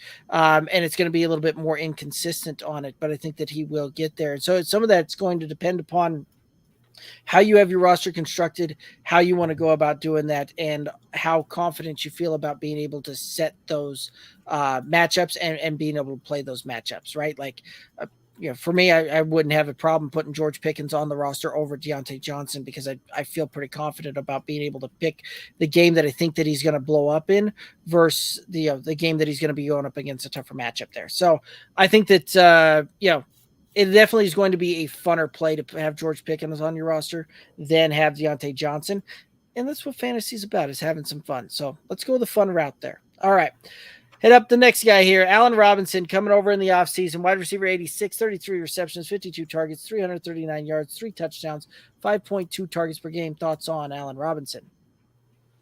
I think those numbers kind of hold pat in Pittsburgh. Yep. He's a veteran leader. He blocks, right? He blocks in the run game. And Kenny Pickett? George Pickens does as well.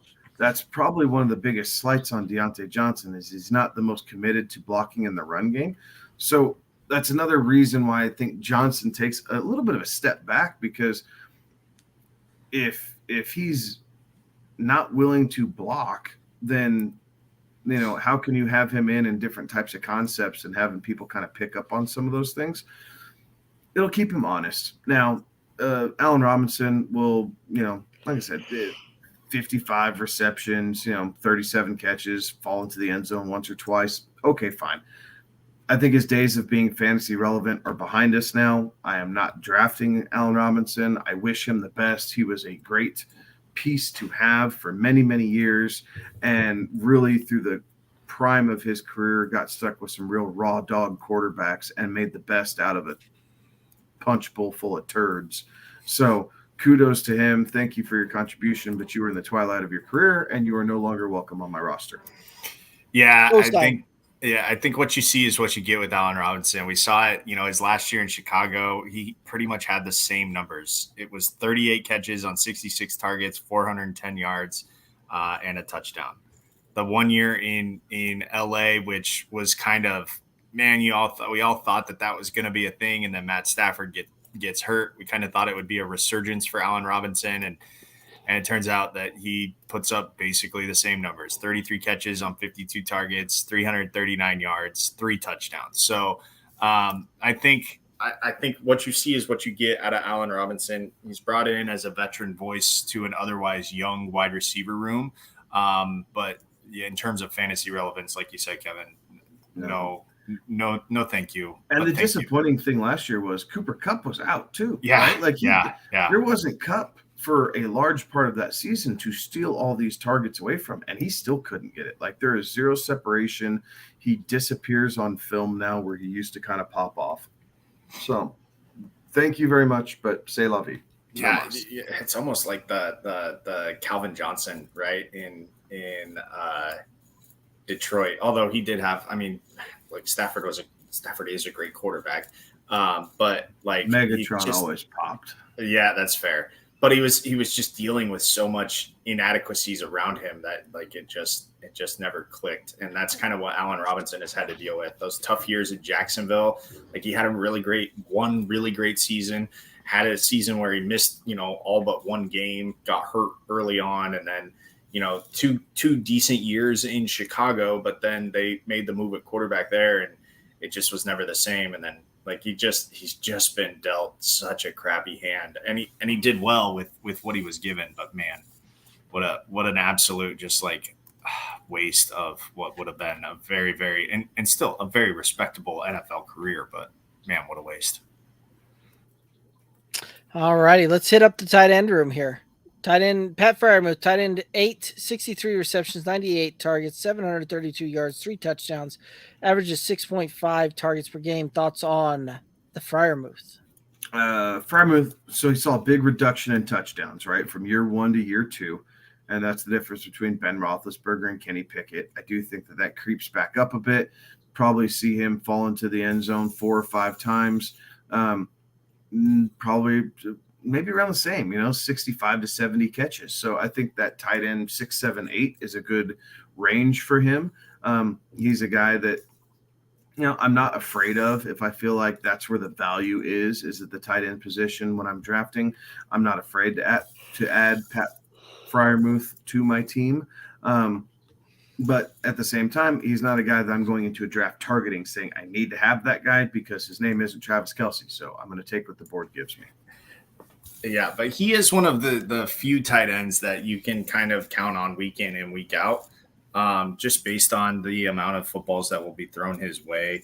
I think we all agree, and I hope I'm not speaking out of line here, but I think we all agree he's going to finish in the tight end 1 range. I don't think he finishes lower than where he's being drafted right now, and he's being drafted right now at tight end 9.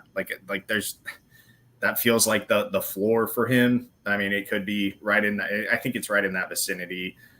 So he is a guy that you can draft, leave in and week out. He's not, a matchup dependent guy, because I do think that they will try to find ways to get him the football. And again, if he can, find the end zone 2 or 3 more times, that jumps him up, right? That the tight end and touchdowns, they're so valuable. So hopefully the touchdowns go up a little bit more, and you can just understand that he's going to be he's going to be one of the top 12 tight ends in the league when it comes down to it at the end of the year. Yeah, and you hit the nail on the head, right? You're pretty much drafting him at the floor, right? Tight end 8, tight end 9, somewhere kind of in there. ADP around 98. So you're talking, 9th round type of deal. I absolutely wouldn't mind putting him on my roster with a 9th round type of pick.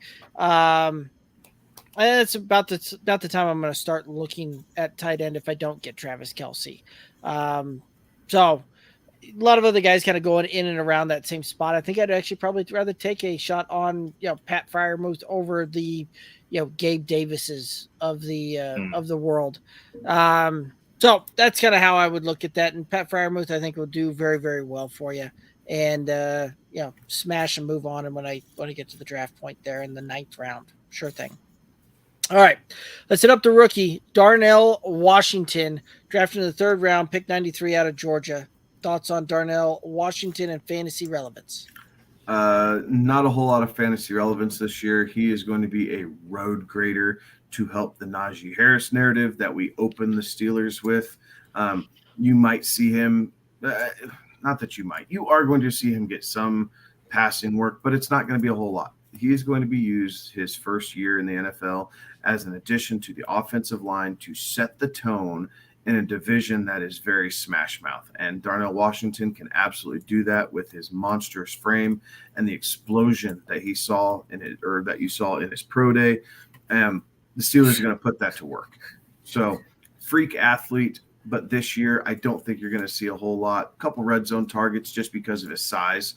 You'll see him get some of those. So it wouldn't surprise me if you saw him 35 targets with 18, 19 receptions and 2 touchdowns.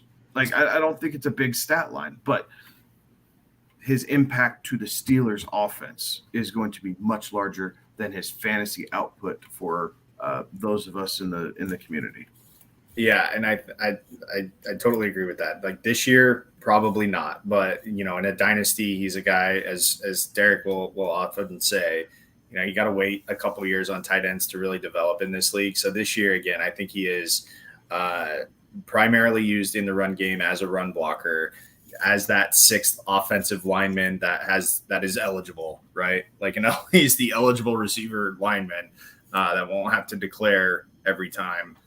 Because he'll be out there a lot to help Najee Harris, and that offense matriculate the football down the field, put defenses, on notice, and let them know that Pittsburgh is going to go back to kind of Pittsburgh, right? Like what your dad knew about Pittsburgh, what we've come to kind of accept about Pittsburgh, is that they will run the football down your throat. So yeah, I think with Darnell Washington, not the play this year, and really maybe not the play next year, but like as it goes on and he develops his game, and they get him more comfortable in passing concepts and everything, I think that he will be a player, somebody that will be talking about 2 years from now in the off season about his fantasy impact. But for right now, he's the road grader and certainly one of the medalists, right, from the underwear Olympics there in Indianapolis. Like the guy that just, oh my gosh, did you see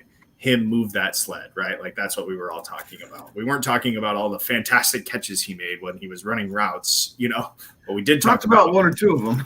No, that's fair. That's fair. But we definitely talked about, did you see how far he moved that freaking sled? Absolute power. Yeah. Yeah. And this is one of those that actually wouldn't surprise me to see him continue to bulk up, add some mass onto that frame, and even potentially shift into a tackle spot where he'd make more money playing that position than he would at tight end. So that could be one of those long-term type of things. I could see him doing that. But yeah, for fantasy this year, I don't see necessarily the relevance on that one. I think Kevin hit the nail on the head. Much better for real NFL purposes than for fantasy purposes this season.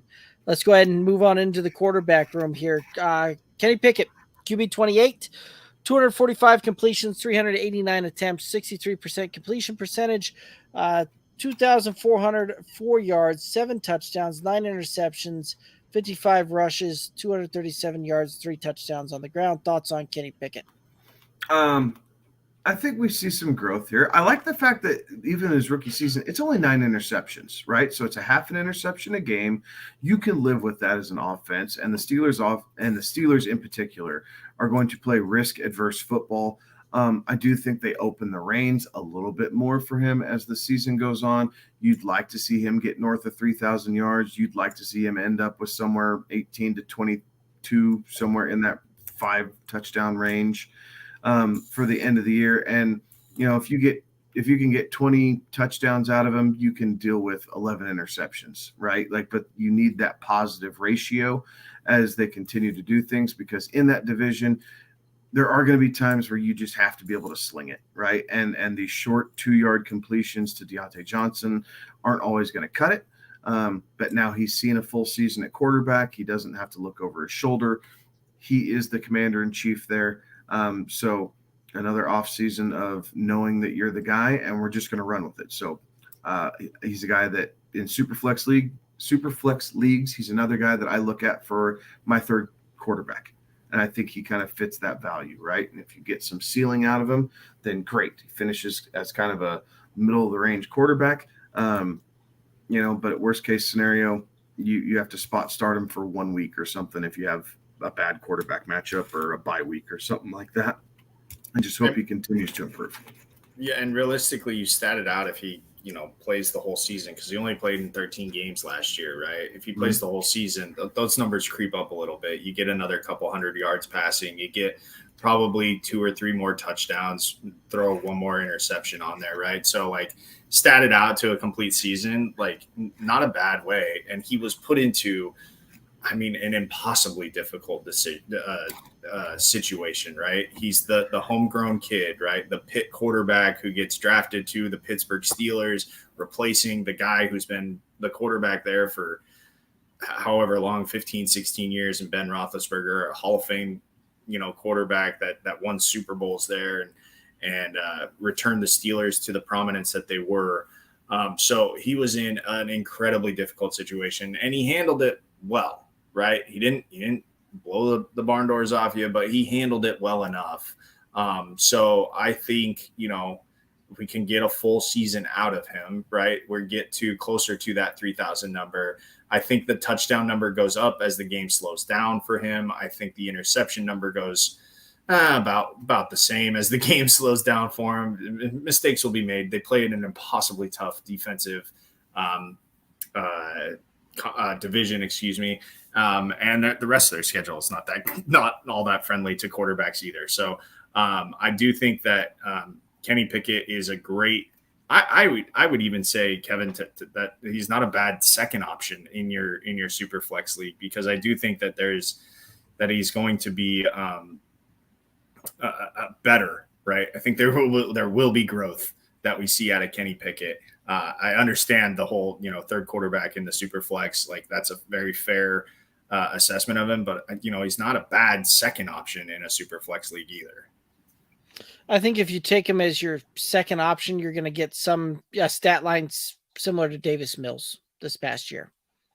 I think that's about what you're going to see on that one. Maybe a few more yards, maybe a couple less interceptions there. But I really think that we'll probably see Kenny Pickett get somewhere around 32 to 3,300 yards, maybe about 17 touchdowns. I think we'll probably see about 11 to 12 interceptions. He will do a little bit of work on the ground, right? Wouldn't surprise me to see him get maybe 300 to 400 yards rushing and another 3 touchdowns on the ground. So I think that's one of the things that can kind of separate him out and maybe bump him up there a little bit. But I think that his ceiling, you're probably looking maybe QB 19, 20. You're drafting him right there, kind of around QB 25, 26. And that's I think you're going to kind of draft what you get kind of thing. Like, it's not going to be one of those that, you draft him late and you see this massive outperformance from him. I think where you draft him at is about where you can expect it. And, it'll be serviceable QB2, but it's not going to be necessarily anything that sets your world on fire for QB2. But as a QB3, love that as a fill-in type of option. Can we play a game here real quick?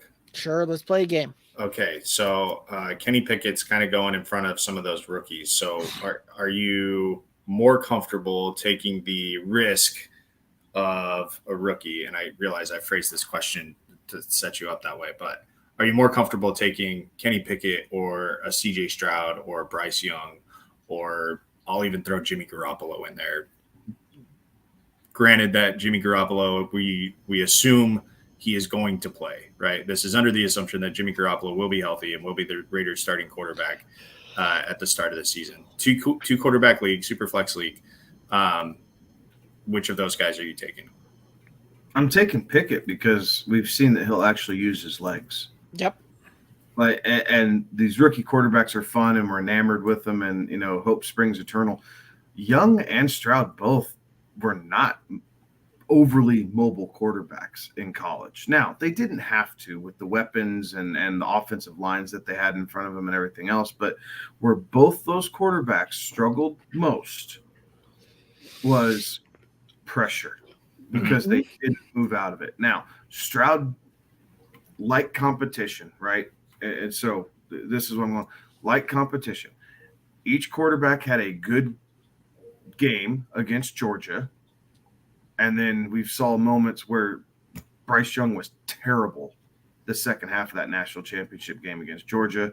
And really the fourth quarter against Georgia, CJ Stroud was terrible too, right? Like, it was where Georgia kind of inserted their dominance and came back and took over that game against Ohio State. So neither one of them ran. Like, Stroud just stood there. He's like, my arm's going to beat you. And granted, he threw for 523 yards. Like, he torched Georgia's secondary. He absolutely torched them with his arm. But neither one of them move. Pickett's at least willing to kind of scramble out and make a play. And until either one of those two guys show me that in the NFL, I think Pickett has this season has a higher ceiling. So for that reason, This year I'm going Pickett. Next year might be a completely different story. But for redraft leagues, I'd rather take my chance on someone who I know has seen live bullets flying at them for lack of terms. Sure. Right. The only rookie that I might take over it would be a guy that you didn't mention with Anthony Richardson. Yes, he's not in the conversation because he will run, right? Like that, he's not. That's why I deliberately excluded him. Yes. Yeah, but Cosign Richardson. Richardson. I'm taking before Kenny. Yeah. But everybody else that you mentioned there, zero chance that I'm pulling the trigger on those guys over Pickett in a redraft, especially in a super flex. So cool. All righty. Well, any other thoughts here on Kenny Pickett or the Steelers? Now I look forward to the Steelers fighting for another playoff spot, right? Yeah. Like they just reload. Like this franchise just does not seem to rebuild. They just reload. So I'm interested to see, after being kind of a half game out of the playoffs last year, what they're able to do to grow upon that. And they're always exciting football. And that division might be the hardest in the NFL this year. Yeah. And I think if the Steelers do get a playoff spot, they will have earned a playoff spot this year. I mean, this schedule, I'm looking at it, and I haven't gone through everybody's schedule by any means, but this schedule that they have with the NFC West, the AFC, now they did get the AFC South, which is a bit of, I think, a blessing for them. But that division is tough.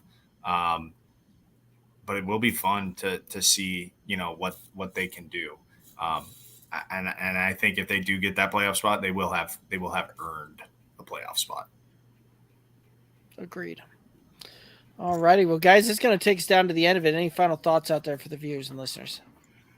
Like, subscribe, ask whatever questions you have. It's dynasty season, right? Trades are abundant as we fill out, early drafts, whether they're redrafts, best ball drafts, dynasty drafts, rookie drafts, you name it, and it's already starting. So if you eat, sleep, and drink football like we do, hit us up at Good Old Boys FF at all your socials, and we will be more than happy to insert our opinion. Like it. All righty. Yep, that's going to do it for us. Kevin just told you, hit up all those socials, like, subscribe, Twitter, Instagram, Facebook, TikTok at Good Old Boys FF, and then make sure that you head over to the YouTube channel, youtube.com/at Good Old Boys FF. Hit the subscribe button over there. That's going to do it for us. He's Kevin. He's Alex. I'm Derek. Have a good one. Be safe. Toodaloo.